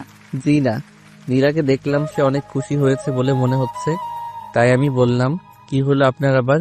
আপনি হাসছেন যে? সেটা আপনি যদি বুঝতে পারতেন তাহলে তো অনেক ভালো হতো। আপনি আসলে একটা আবুল। এই কথা বলে নীলা দৌড়ে চলে গেল। আমিও নীলার চলে যাওয়ার দিকে তাকিয়ে আছি। আমি নাকি আবুল? আমি যে কি সেটা যদি আপনি জানতেন তাহলে তো হয়েই যেত। তবে একটা কথা ভাবছি নীলার আর এরপর আমিও আর এখানে না দাঁড়িয়ে বাসায় চলে আসলাম। বাসায় এসে রান্না করে খাবার খেলাম। কলেজ কয়েকদিনের জন্য ছুটি দিয়েছে পরীক্ষার জন্য, তাই এই কয়েকদিন একটু ভালোভাবে নিজেকে মানিয়ে নিতে হবে। শুয়ে শুয়ে এগুলো ভাবছি। যখনই ঘুম চলে আসবে ঠিক তখন মোবাইলটা বেজে উঠল। এই সময়ে আবার কে ফোন দিল? মোবাইলের স্ক্রিনে তাকিয়ে দেখে অচেনা নাম্বার থেকে কে যেন ফোন দিয়েছে। ভাবছি ফোনটা ধরবো নাকি কি ভেবে যেন ফোনটা ধরলাম। তো কে বলছেন? ওপাশ থেকে একটা মেয়ে কণ্ঠ। আমিটা কে? আরে আমাকে চিনতে পারছেন না? আমি নীলা। আপনি? তা আপনি আমার নাম্বার কিভাবে পেলেন? সেটা বলা যাবে না। এই কথা বাদ দিয়ে বলুন, কি করছেন এখন? না, আপনাকে বলতেই হবে আমার নাম্বার কিভাবে পেলেন। আমি তো আমার নাম্বার আমার পরিচিত মানুষ ছাড়া আর কাউকে দেই নাই। রাকিব ভাইয়া দিয়েছে। প্রথমে দিতে রাজি হয় নাই, পরে অনেক কষ্টে নিয়েছি। এত কষ্ট করে আমার নাম্বার নেওয়ার কি আছে শুনি? সেটা আপনাকে জানতে হবে না। এখন বলেন, কি করছেন আপনি? এই তো ঘুমের দেশে যেতে চেয়েছিলাম, কিন্তু আপনি এসে আমার পথে বাধা হয়ে আসলে। সরি, আমি বুঝতে পারিনি। আপনি এখন ঘুমিয়ে পড়বেন। আচ্ছা সরি, বলতে হবে না। তা কিছু বলবেন? হ্যাঁ, বলছিলাম যে কলেজ তো কিছুদিন বন্ধ থাকবে, তাই যদি আপনি কালকে ফ্রি থাকেন তাহলে আপনাকে নিয়ে একটু বাইরে ঘুরতে বের হতো। তা আমার মতো আবুলকে নিয়ে ঘুরতে গেলে আপনার সমস্যা হবে না? আমি রিদিতার মতো না, বুঝলেন? তাহলে আপনি কার মতো? আমি আমার মতো। আচ্ছা ঠিক আছে, যদি সময় পাই তাহলে কালকে জানিয়ে দিব। এখন বাই, আমি ঘুমাবো। আসলে আপনি একটা। কথাটা শেষ না করে নীলা ফোন কেটে দিল। বাকি কথাটা আমি জানি, আর সেটা হলো আমি একটা আবুল। আবুল হিসেবে দেখছি আমার বেশ সুনাম। একটা জিনিস ভেবে দেখলাম, নীলার সাথে কথা বলতে আমার খারাপ লাগে না, যেমনটা রিদিতার সাথে কথা বলতে গেলে হতো। নীলা যখন আমাকে তার হাত দিয়ে স্পর্শ করেছিল তখন মনের মধ্যে একটা কারেন্টের মতো ঝাটকা লেগেছিল। আর নীলা দেখতেও তো খারাপ না, বেশ ভালো, ভদ্র, অহংকার নেই মনের মধ্যে। এমন একজনকেই তো আমি আমার জীবনে খুঁজছি। আচ্ছা, নীলাকে কি কালকে বলে দেখব সে আমাকে ভালোবাসে কিনা? ওকে কালকে ঘুরতে যাওয়ার সময় এক ফাঁকে বলে দেখব। এখন ঘুমাই। ঘুম থেকে উঠে দেখি সকাল হয়ে গিয়েছে। উঠে ফ্রেশ হয়ে সকালে নাস্তা করলাম। ফোনে চেয়ে দেখি কালকের নাম্বার থেকে 20টা মিস কল এসেছে। এই এত সময় কি করছিলেন শুনি? এই তো ঘুম থেকে উঠে রান্না করলাম, এখন নাস্তা করছি। আহা রে, বেচারার কি কষ্ট। তাই তো বিয়ে করলে তো পারেন। আমার মতো আবুলকে কোন মেয়ে বিয়ে করবে শুনি? তাহলে একটু ভালো করে তাকিয়ে দেখেন, তাহলেই দেখতে পারবেন। কই, নেই তো। ধুর, আপনি আসলেই একটা। আচ্ছা যাই হোক, তাড়াতাড়ি নাস্তা করে বের হন। আমি কিন্তু রেডি হয়ে বসে আছি আপনার জন্য। ওকে, আমি বের হচ্ছি। তা কোথায় আসবো? আমি আপনাকে মোবাইলে মেসেজ করে পাঠিয়ে দিচ্ছি, দেখে নিন। ওকে। এরপর নীলা ফোন কেটে দিল। আর একটু পর একটা মেসেজ আসলো, তাতে একটা ঠিকানার নাম দেওয়া আছে। আমি চিনি সেটা, তাই নাস্তা শেষ করে বাসা থেকে বের হয়ে গেলাম সেখানে। প্রায় 30 মিনিট পর সেখানে চলে গিয়ে দেখি নীলা একটা নীল শাড়ি পরে এক জায়গাতে দাঁড়িয়ে আছে। আমি তার সামনে গিয়ে দাঁড়ালাম।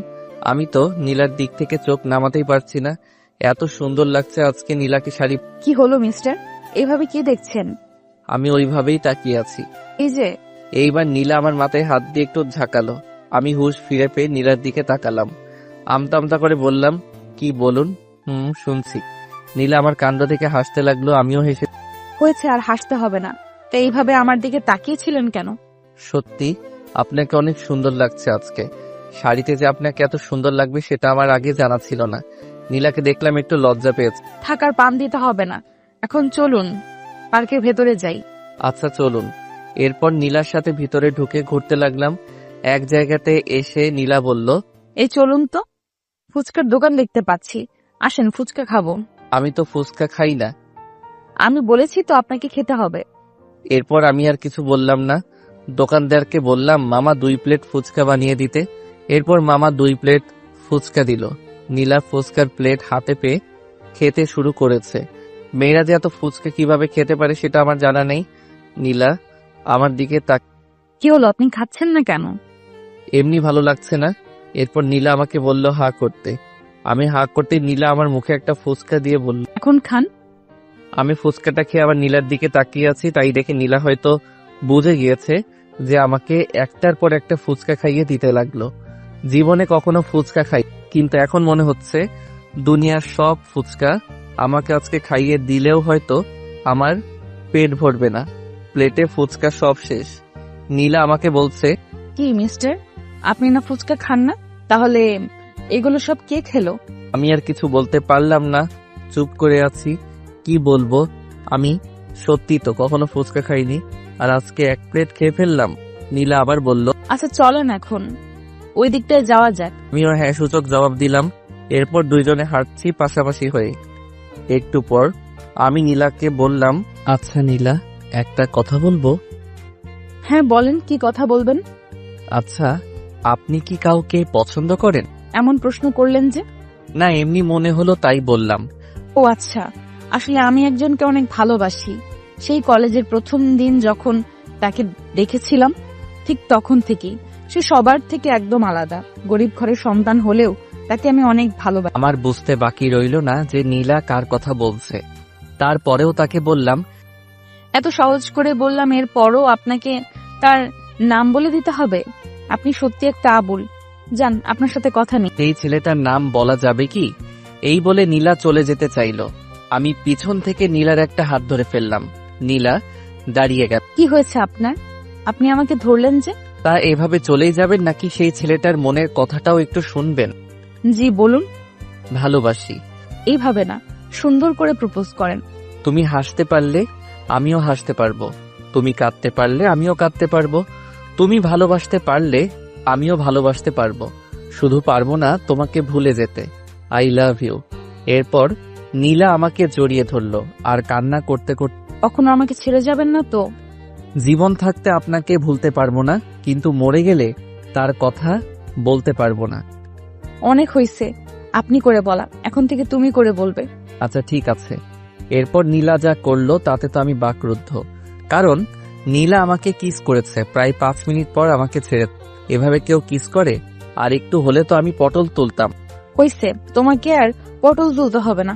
এখন চলো, অনেক বেলা হয়েছে, বাসায় আমার জন্য সবাই চিন্তা করবে। আচ্ছা চলো তাহলে। এরপর নীলাকে তার বাসার সামনে নামিয়ে দিয়ে আমিও গ্যারেজে চলে আসলাম। গ্যারেজে ঢুকতেই একটা গাড়ির দিকে আমার চোখ পড়ল। গাড়িটাকে আমার খুব চেনা চেনা মনে হচ্ছে।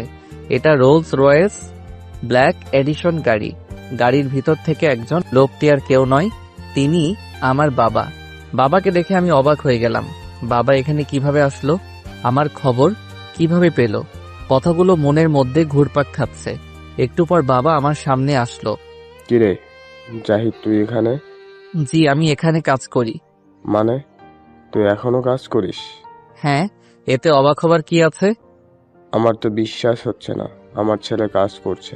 দেখেন, আমি আপনার সাথে কোনো প্রকার কথার মধ্যে জড়াতে চাই না। আপনি এখানে কেন আসলেন সেটা বললে খুশি হতাম। আমি এই রাস্তা দিয়ে যাওয়ার সময় আমার গাড়ির টায়ার কিছুতে লেগে হয়তো লিক হয়ে গিয়েছে, তাই এই গ্যারেজে আসলাম। এখানে এসে যে তোকে এভাবে সামনাসামনি দেখতে পাবো সেটা কখনো ভাবতে পারিনি। ওকে, আপনি একটু ভিতরে গিয়ে বসুন, আমি ঠিক করে দিচ্ছি। রাশেদ চৌধুরী তার ছেলের কাজ করা দেখছেন আর ভাবছেন এটাই কি তার ছেলে সেই জাহিদ, যে জাহিদকে তিনি চিনত, নাকি ভুল দেখছে? এই যে আপনার গাড়ি ঠিক। জাহিদ বাবা, তুই আর এভাবে থাকিস না, চল বাসায় চল। আমি তোর এই কষ্ট বাবা হিসেবে দেখতে পারবো না। আগে যা হয়েছে তা ভুলে যা, যা আবার নতুন করে সবকিছু ঠিক করে নিস। না বাবা, তা আর হবে না। আমি যেহেতু আপনাকে কথা দিয়েছি ভালো হয়ে নিজের পায়ে দাঁড়িয়ে আপনার কাছে আসব, সুতরাং এর আগে আর বাসায় যাব না। আপনি প্লিজ চলে। আমার কথা না হয় বাদ দিলাম, তোর মায়ের কথা একটু ভেবে দেখ। তোর মা তোকে না দেখতে পেয়ে কিভাবে যে দিন পার করছে, সেটা তুই নিজের চোখে না দেখলে হয়তো বিশ্বাস করবি না। বললাম তো, আমি যতদিন না নিজের মতো করে সবকিছু ঠিক করতে পারবো সেই পর্যন্ত বাসায় পা রাখবো না। জাহিদ, আমি সেদিন হয়তো তোর সাথে অনেক খারাপ আচরণ করেছি, কিন্তু তুই চলে যাওয়ার পর তোকে আমি আর তোর মা অনেক জায়গাতে খুঁজেছি, কিন্তু কোথাও তোকে খুঁজে পাইনি। আজকে তোকে এতটা কাছে পেয়েও বলিস চলে যেতাম। আমার এত অর্থ সম্পদ কার জন্য করেছি? আপনার কথা শেষ হলে আপনি আসতে পারেন। ঠিক আছে, আমি চলে যাচ্ছি, তবে তোর এটিএম কার্ডটা রাখ, যখন দরকার পড়বে খরচ করিস, কিন্তু তারপরেও এইসব কাজ করিস না। আমার আপনার টাকার কোনো প্রয়োজন নেই। এভাবে কষ্ট করে টাকা উপার্জন করে যে শান্তি পাবো, আপনার সেই টাকায় তেমন শান্তি পাবো না। বাহ, খুব বড় হয়ে গিয়েছিস দেখছি। খুশি হলাম তোর এমন কথা শুনে। আজকে আমার অনেক গর্ব হচ্ছে তোকে নিয়ে, কিন্তু তুই এই কার্ডটা রাখ। বাবা হিসেবে আমি তোকে রিকোয়েস্ট করছি। আমি আর বাবার কথার অবাধ্য হতে পারলাম না, তাই অনিচ্ছা সত্ত্বেও নিলাম। এরপর বাবা আমাকে বলল, ভালো থাকিস, আর কোনো সমস্যা হলে আমাকে বলিস। আর তোর মার কথা যদি একটু মনে পড়ে তাহলে বাসায় এসে দেখা করে যাস। এই বলে বাবা চলে গেলেন। আমি বাবার চলে যাওয়ার দিকে তাকিয়ে আছি। ঠিক তখনই দেখলাম আমার সামনে অনিক আর রাকিব দাঁড়িয়ে আছে। কিরে, তোরা এখানে কখন আসলি? এই তো, তোর বাবা চলে যাওয়ার অনেক আগে। মানে, তোরা সব শুনে ফেলেছিস? আমরা সব শুনেছি। এখন বল, তুই আমাদের কেন এতদিন তোর আসল পরিচয়টা গোপন করেছিস? তোর বাবাকে তো আমরা চিনি, জেকে কোম্পানি তো তোদেরই। তুই এত বড় কোটিপতির ছেলে হয়ে এভাবে নিজেকে গোপন করে রাখার কারণ কি বল? যেহেতু তোরা আমার কথা জেনে গিয়েছিস, তাহলে তোদেরকে আমার অতীতটাকে জানিয়ে দেই। বল।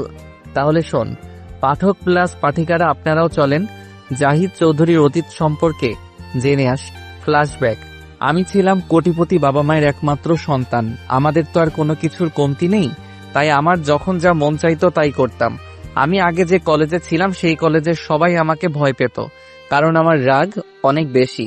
কোনো একটা ছোটখাটো জিনিস নিয়ে কাউকে আমি ছাড় দিতাম না। ঝগড়া ছিল আমার প্রতিদিনের সঙ্গী। নেশা প্লাস জুয়া খেলা প্লাস নাইট ক্লাবে যাওয়া, এগুলো ছিল আমার প্রতিদিনের কাজ। আমার সাথে সবসময় 20-30 জন পোলাপাইন থাকতো। আমি এক গাড়ি এক সপ্তাহের বেশি ব্যবহার করতাম না। আমার সব থেকে বেশি যত্ন নিতাম আমার চুলের।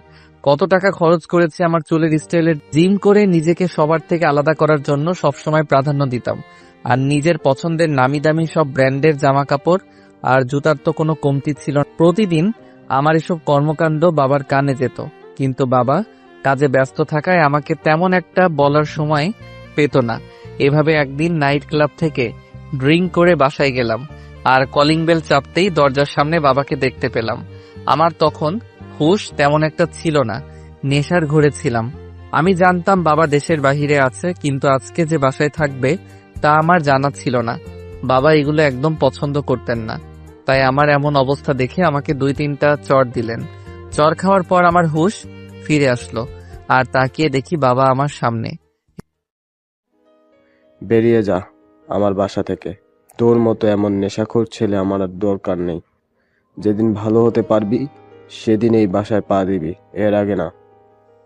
আমিও বাবাকে বলেছিলাম, ঠিক আছে, যেদিন নিজের পায়ে দাঁড়াতে পারবো আর ভালো হতে পারবো সেদিনই আমি ফিরে আসব, এর আগে না।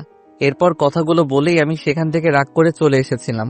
অনেক বন্ধুর সাথে দেখা করলাম, সবাই আমাকে কোনো সাহায্য করলো না।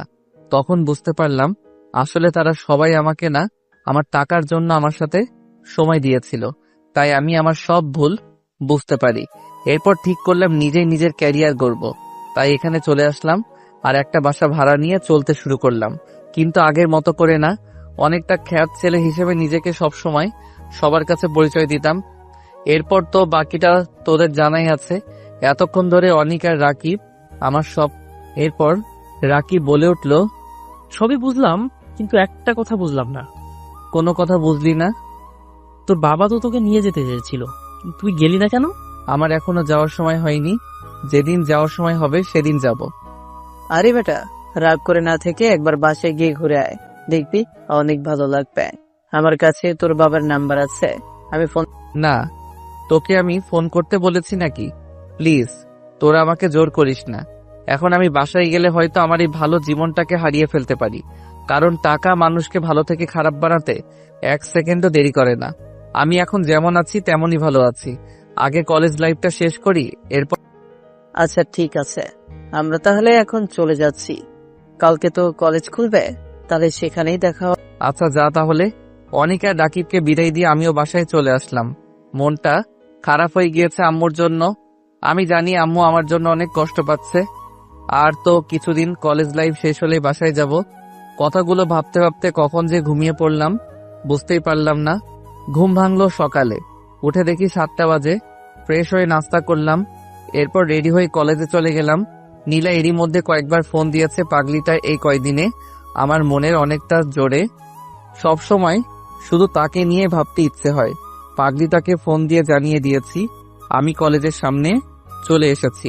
কলেজের আশেপাশে রিদি তাকে দেখতে পাচ্ছি না। যেখানে থাকার থাকুক গিয়ে আমার কি। আমি জানি সে হয়তো আবারও কোনো প্ল্যান করছে আমাকে শাস্তি দেওয়ার জন্য, কিন্তু এখন আর তার আমাকে জড়াতে পারবে না।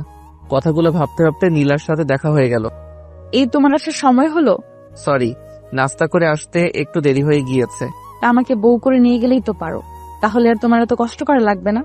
কলেজ থেকে পাশ করে বের হই, এরপর তোমাকে বিয়ে করে আমার বউ হিসেবে রেখে দিব যত্ন সহকারে। হইছে, আর আলো মারতে হবে না।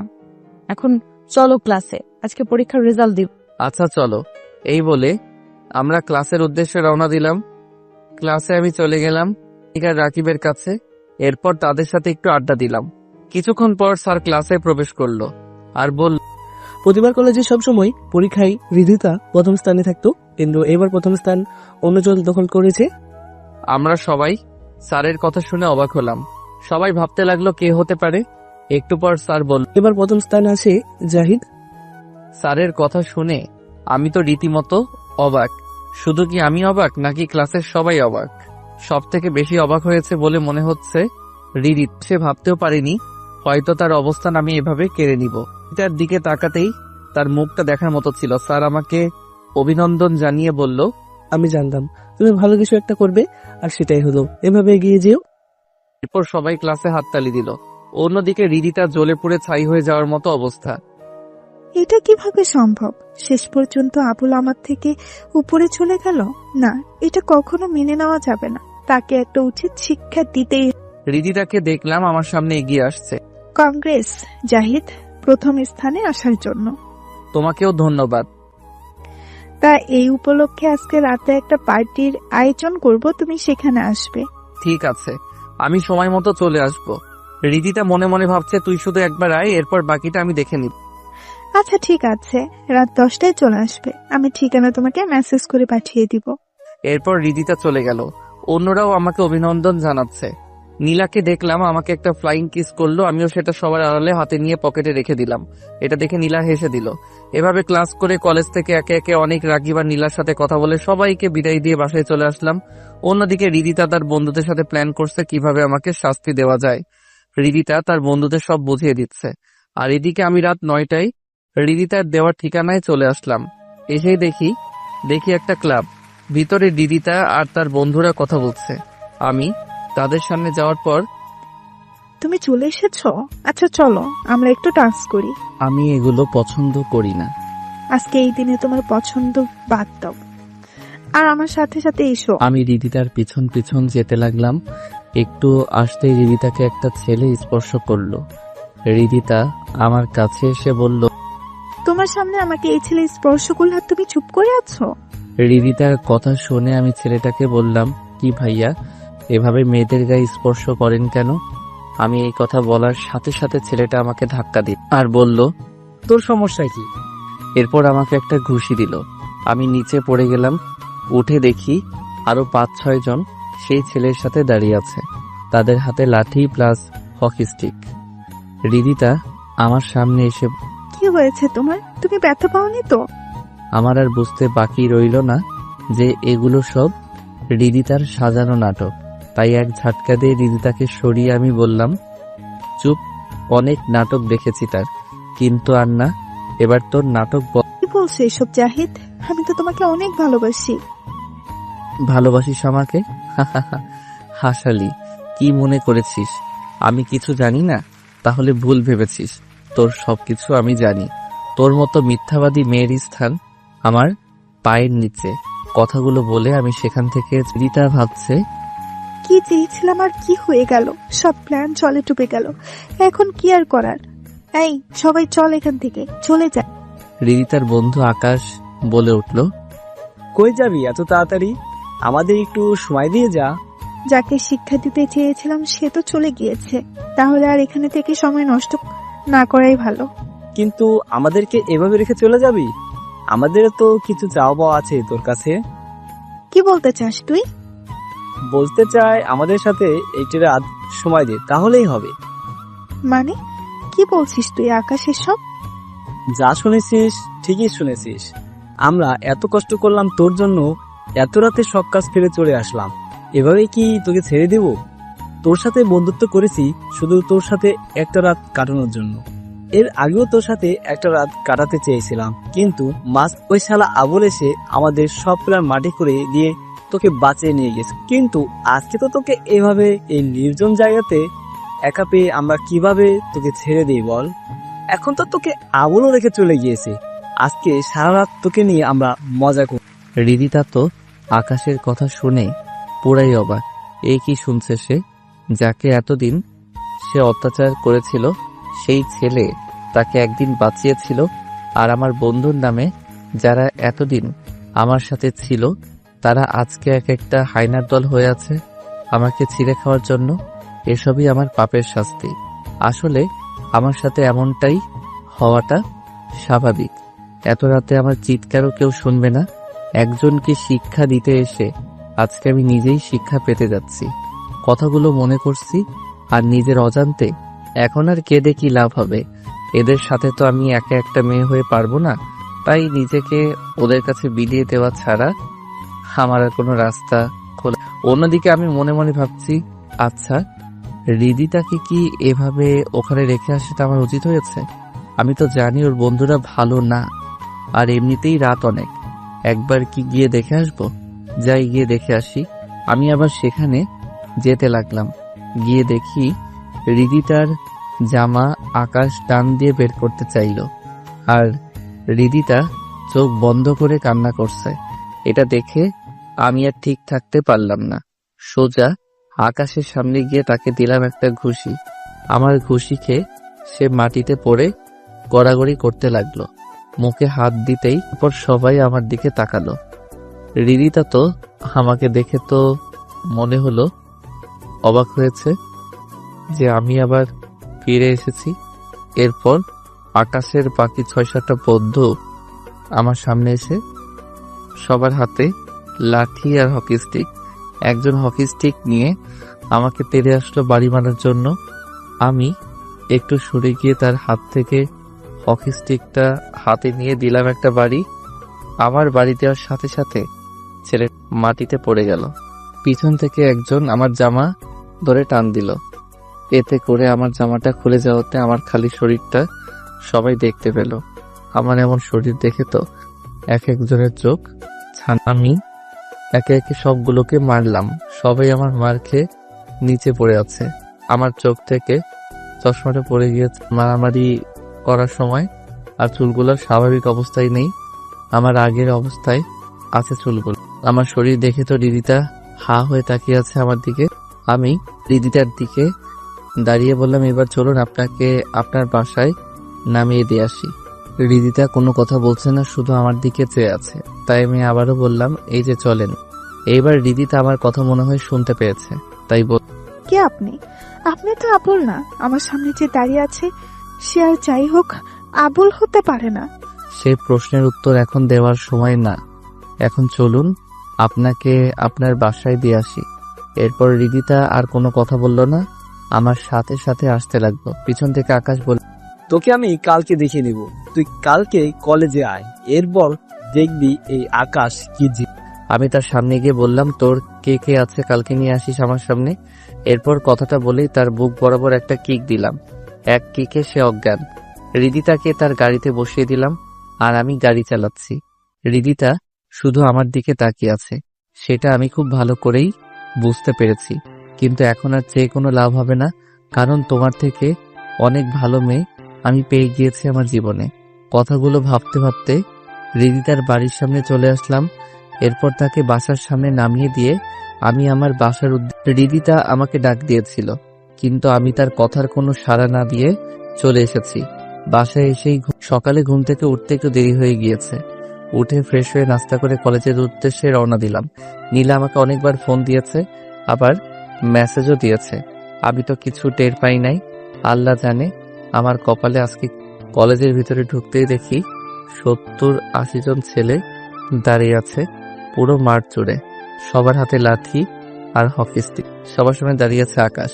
কিরে, বলেছিলাম না তোকে, আমাকে মেরেছিস তুই। এখন কে তোকে বাঁচাবে বল? তোকে আজকে মেরে এই কলেজে পুঁতে রাখবো। আমি একটু ঘাবড়ে গেলাম, কারণ 10 জন হলেও আমি তাদের সাথে পেরে উঠতাম, কিন্তু এত ছেলের সাথে পেরে ওঠা কখনো সম্ভব না। কলেজের সামনে সবাই দাঁড়িয়ে আছে, হৃদিতাও আছে একপাশে, সে কান্না করছে বলে মনে হচ্ছে। অন্য পাশে নীলাকেও দেখলাম, সে তো কিছু বুঝতেই পারছে না। এরপর আকাশ আমার দিকে এগিয়ে আসতে যাবে, ঠিক এমন পিছনে তাকিয়ে দেখে একটার পর একটা গাড়ি আসতেছে লাইন ধরে। পুরো কলেজের চক্করে গাড়ি দিয়ে ভরে গেল মুহূর্তের মধ্যে। হেলিকপ্টারের শব্দ শুনে তাকিয়ে দেখি একটা হেলিকপ্টার উপর থেকে নিচে নামছে। নিচে নামতেই দেখলাম ভিতর থেকে আর কেউ না, আমার বাবা নেমে আসতেছে। আর গাড়ি এসেছে মনে হয় 30টা হবে। এর মধ্যে পুলিশের গাড়ি 5টা দেখলাম। গাড়ি থেকে নেমে সবাই আমার পিছনে চলে আসলো, সবার হাতেই পিস্তল। একজন আমার মাথার উপরে, একটা। সবাই তো হা করে তাকিয়ে আছে, কি হচ্ছে এসব? আর আমার মতো খ্যাত ছেলের পিছনে বডিগার্ডের মতো পিস্তল নিয়ে কেন সবাই দাঁড়িয়ে আছে? কেউ কিছু বুঝে উঠতে পারছে না। বাবা আমার সামনে এসেই, কার এত বড় সাহস যে আমার ছেলেকে মারার জন্য এসেছে এখানে? বাবার মুখ থেকে এমন কথা শুনে কলেজের সবাই যেন বাকরুদ্ধ হয়ে গিয়েছে, কারণ জেকে কোম্পানির মালিকের ছেলে যে আমি, সেটা মনে হয় কেউ কল্পনা তো ভাবতে পারে। এরপর বাবাকে দেখলাম আকাশের দিকে তাকিয়ে বলল, কিরে, তুই আমার ছেলেকে মারতে এসেছিস? সাহস থাকলে আমার ছেলের গায়ে একটা টোকা দিয়ে দেখা। এরপর পুলিশ এসে সবগুলোকে হাত করা লাগিয়ে বলল, আর কারো সাথে ঝামেলা করার জায়গা পেলি না, এবার জেলে চল, সারা জীবন সেখানে পচে মরবি। এই বলে সবগুলোকে গাড়িতে তুলে নিয়ে গেল।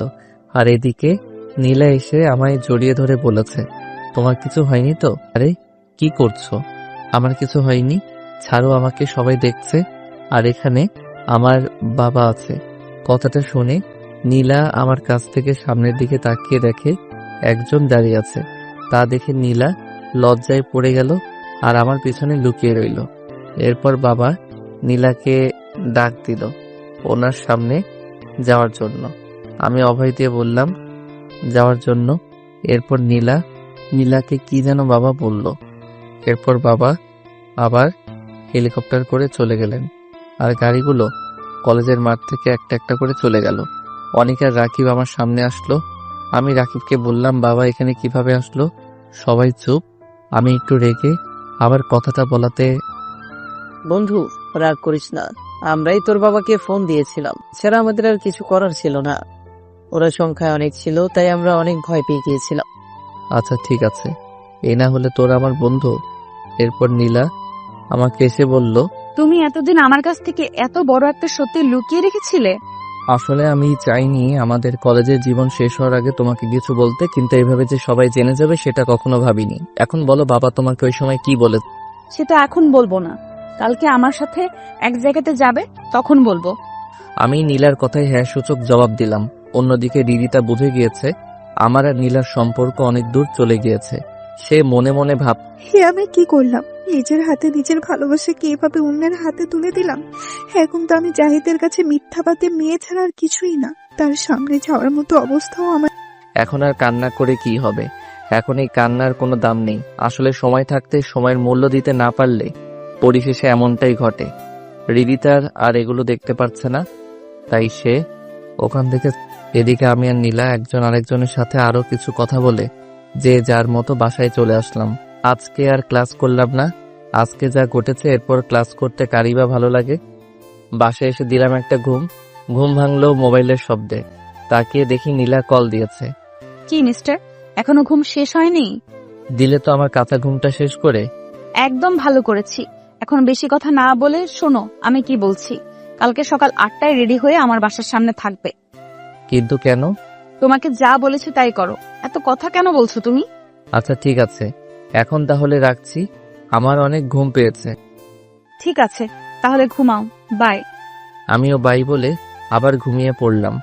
এরপর সকালবেলা ঘুম থেকে উঠে ফ্রেশ হয়ে নাস্তা করে বের হলাম নীলাদের বাসার উদ্দেশ্যে। নীলাদের বাসায় এসে নীলাকে একটা কল দিলাম। একটু পর নীলা একটা নীল শাড়ি পরে আমার সামনে আসতে লাগলো। পার্কে দেখা করার দিনের মতো আজকেও নীলাকে নীল শাড়িতে অনেক সুন্দর লাগছে। এখন চলো। আমরা যাবোটা কোথায়? আমি যেখানে যেতে বলবো সেখানেই যাবে।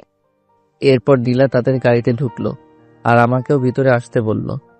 আমি আর কিছু না বলে গাড়ির ভিতরে গিয়ে নীলার সাথে বসে পড়লাম। নীলা মনে হয় গাড়ির ড্রাইভারকে আগেই কোথায় যেতে হবে সেটা বলে দিয়েছিল, তাই ড্রাইভার কিছু না বলে গাড়ি চালাতে লাগলো।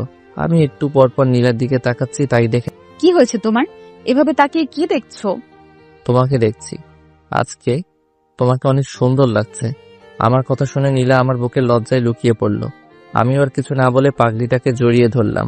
এই পাগড়িটাকে যে আমি অনেক ভালোবাসি, নীলাকে ছাড়া আমি আর অন্য কিছু ভাবতেই পারি না। ভালোবাসাগুলো হয়তো এমনই, প্রিয় মানুষকে মন থেকে ভালোবাসলে তাকে ছাড়া আর অন্য কিছু মাথায় ঢোকে না।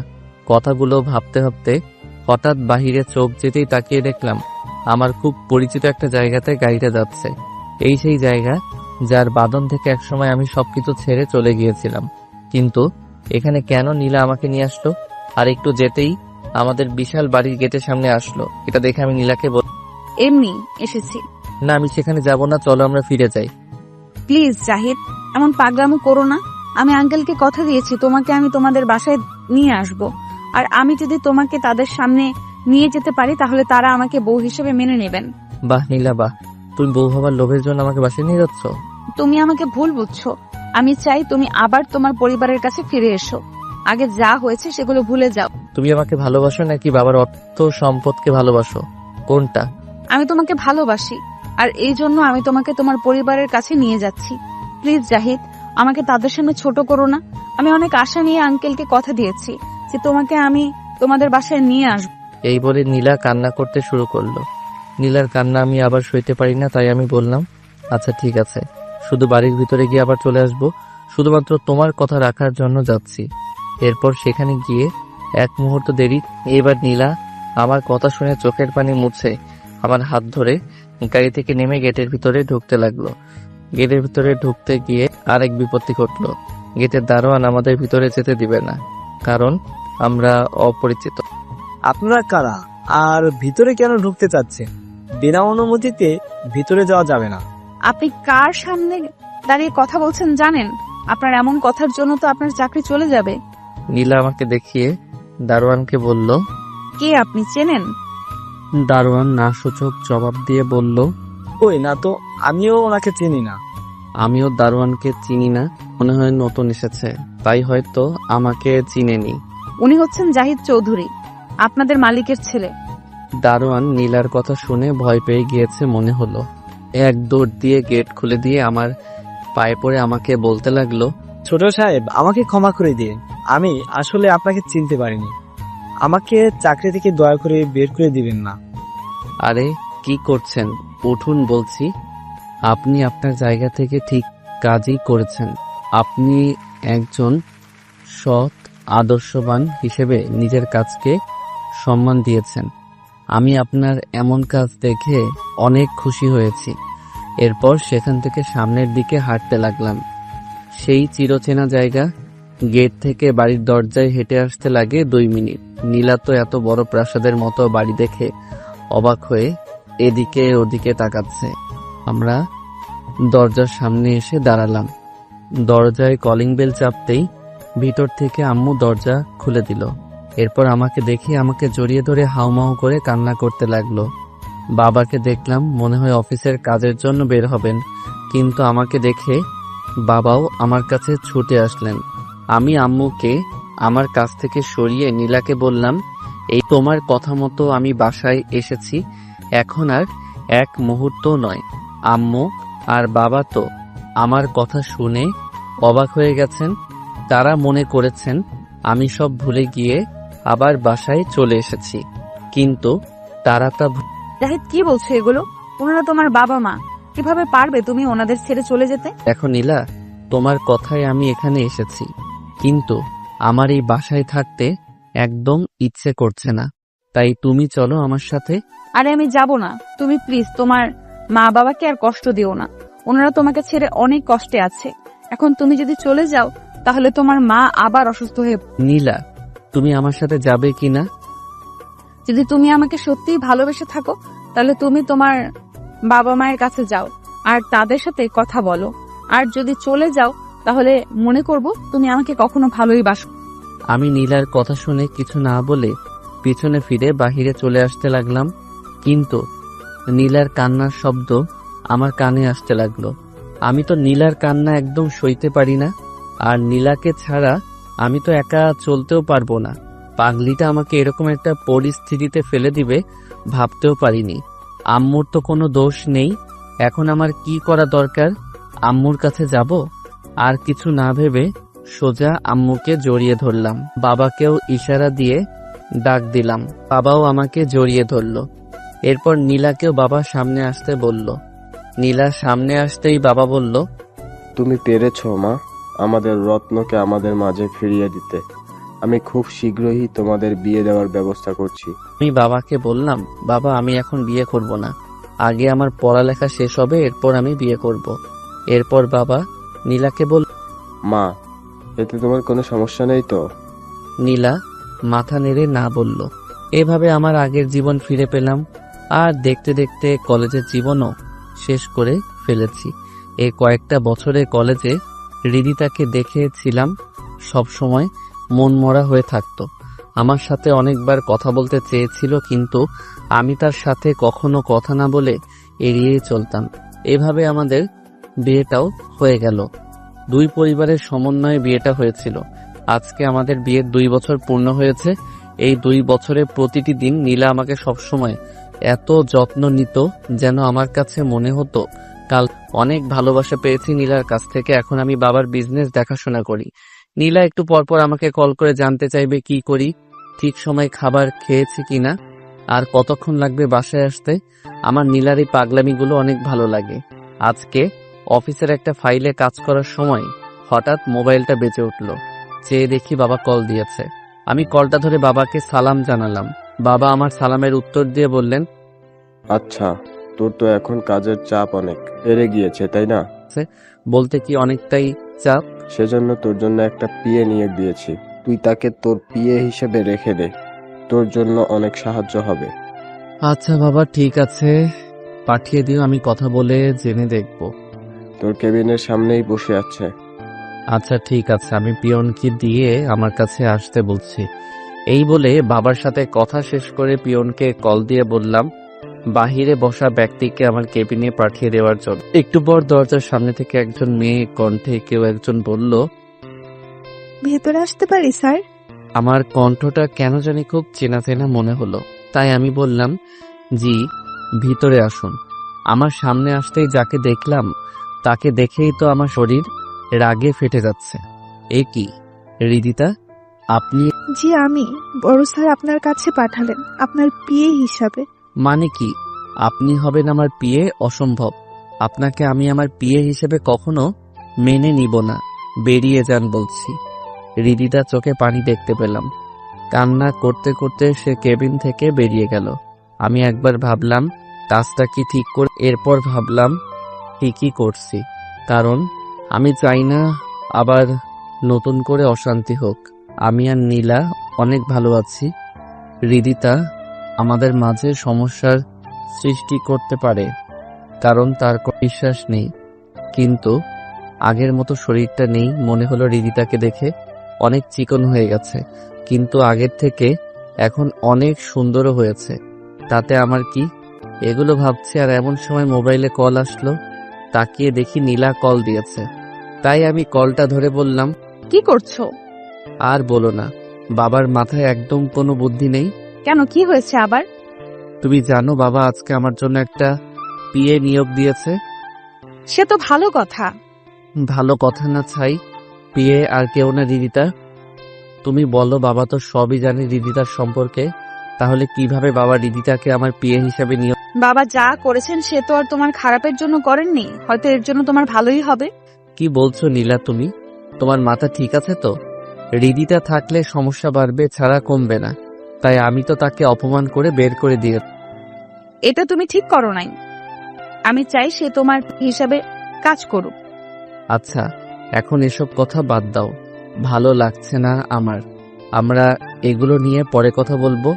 এখন আমার অনেক কাজ পড়ে আছে, সেগুলো শেষ করতে হবে। এরপর নীলা কিছু একটা বলতে চেয়েছিল, আমি কলটা কেটে দিলাম।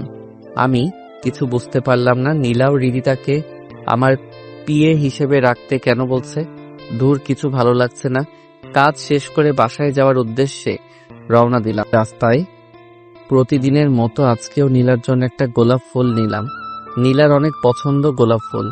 বাসায় এসে কলিং বেল চাপতেই দরজার সামনে রিদিতাকে দেখতে পেলাম। রিদিতাকে দেখেই তো আমার মেজাজ আবার গরম হয়ে গেল। কি ব্যাপার, আপনি আমাদের আমাকে এখানে আসতে বললো, তাই আমি এখানে এসেছি। কে আপনাকে বাসায় আসতে বলেছে? ভিতর থেকে বাবা বলল। আমি তাকে আসতে বলেছি। আমি আর কিছু বললাম না। রিদিতাকে পাশ কাটিয়ে উপরে উঠে গেলাম আমার রুমে গিয়ে দেখি আজকে নীলা অনেক সুন্দর করে সেজেছে। একটা গোলাপি শাড়ি পরেছে, মনে হচ্ছে নতুন। আমি আমার সাথে আনা গোলাপ ফুলটা নীলার মাথার এক জায়গাতে লাগিয়ে দিলাম। বাহ, অনেক সুন্দর লাগছে আমার বউকে। নীলা আমায় জড়িয়ে ধরল। আমিও আমার বউকে আমার বুকে শক্ত করে ধরে রাখলাম। একটু পর নীলা বলল, তুমি এখন যাও, ফ্রেশ হয়ে আসো, আমি তোমার খাবার বেড়ে দিচ্ছি। আমিও ওয়াশরুমে গিয়ে ফ্রেশ হয়ে খাবার খেতে চলে গেলাম। খাবার খেতে সবাই এসেছে, রিদিতা আসে নাই। হয়তো আমার অপমানের রুমে গিয়ে কান্না করছে। ভালো হয়েছে, তাকে সামনে তো আর দেখতে হচ্ছে না। রুমে গিয়ে শুয়ে আছি। একটু পর নীলা আসে, আমার সাথে শুয়ে আমার বুকে মাথা রাখলো। আমিও পাগড়িটাকে 2 হাত দিয়ে জড়িয়ে আছি। এরপর আমরা আমাদের ভালোবাসার গভীর সমুদ্রে হারিয়ে গেলাম। পরদিন সকালে ফ্রেশ হয়ে সকালে নাস্তা করে অফিসে রওনা দিলাম। অফিসে কাজ করছি, এমন সময় মোবাইলটা বেজে উঠল। আমি চেয়ে দেখলাম বাবা কল দিয়েছে। কল ধরতেই ওপাশ থেকে বাবা আমাকে কল করে জানালো নীলা হাসপাতালে ভর্তি। আমি যেন তাড়াতাড়ি সেখানে চলে আসি। আমি এক মুহূর্ত দেরি না করে গাড়ি নিয়ে রওনা দিলাম হাসপাতালের উদ্দেশ্যে। মনে মনে ভাবছি নীলার হঠাৎ কি এমন হলো যে তাকে নিয়ে সবাই হাসপাতালে আসতে হলো। ভাবতে ভাবতে হাসপাতালের সামনে চলে আসলাম। আমি গাড়ি থেকে নেমে এক দৌড় দিয়ে হাসপাতালের ভিতরে ঢুকলাম। আমার এমন অবস্থা দেখে একজন ডাক্তার আমাকে বললেন, আপনি একটু আমার কেবিনে আসুন, আপনার সাথে কথা আছে। জি, আমি নীলার হাজবেন্ড। আমি ডাক্তারের সাথে সাথে তার কেবিনে ঢুকলাম। ডাক্তার আমাকে বললেন, আপনি আগে শান্ত হয়ে বসুন, এরপর আপনাকে যা বলছি সেটা মন দিয়ে শুনুন। আমি ডাক্তারকে বললাম, জি বলুন, আমি শুনছি। আসলে নীলার ব্রেন টিউমারটা মাথার ভিতরেই গলে গিয়েছে। সে এখন কিছু সময়ের মেহমান। কি বলছেন এসব আপনি ডাক্তার? নীলার ব্রেন টিউমার আবার কবে ধরা পড়লো? আপনার কোথাও ভুল হচ্ছে। আমার কোথাও ভুল নেই, আর টিউমারের কথা তো আরো 3 মাস আগেই বলে দিয়েছিলাম। আমাদের পরিবারের কাছে তারা কেউ আপনাকে জানায়নি। কি বলছেন ডাক্তার? 3 মাস আগে থেকে এটা ধরা পড়েছে? আমি তো শুনে বাকরুদ্ধ হয়ে গেলাম। চারদিক যেন অন্ধকার হয়ে আসতেছে।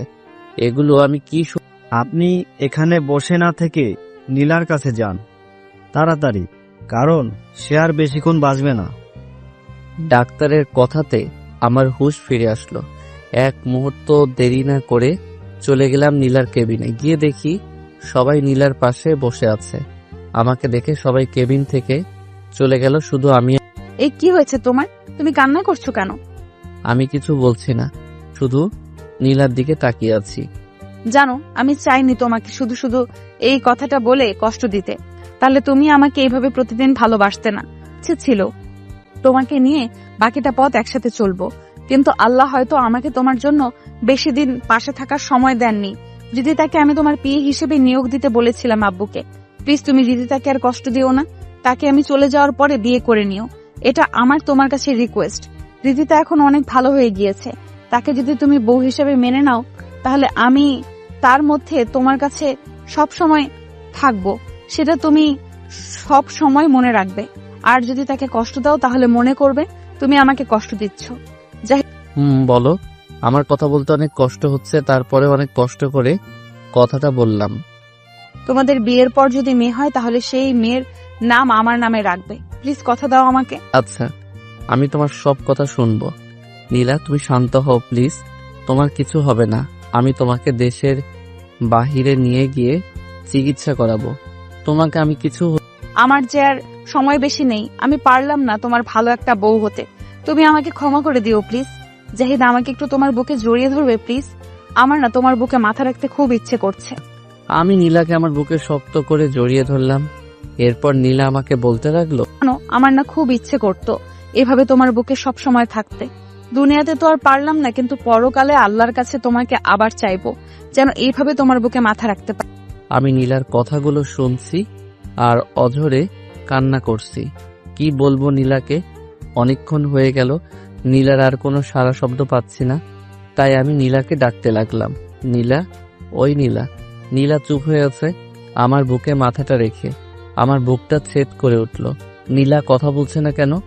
আমার বুক থেকে নীলাকে আমার হাত দিয়ে সামনে আনতেই দেখি পাগলিটা খুব আরাম করে গভীর ঘুমের রাজ্যে ডুবে রয়েছে।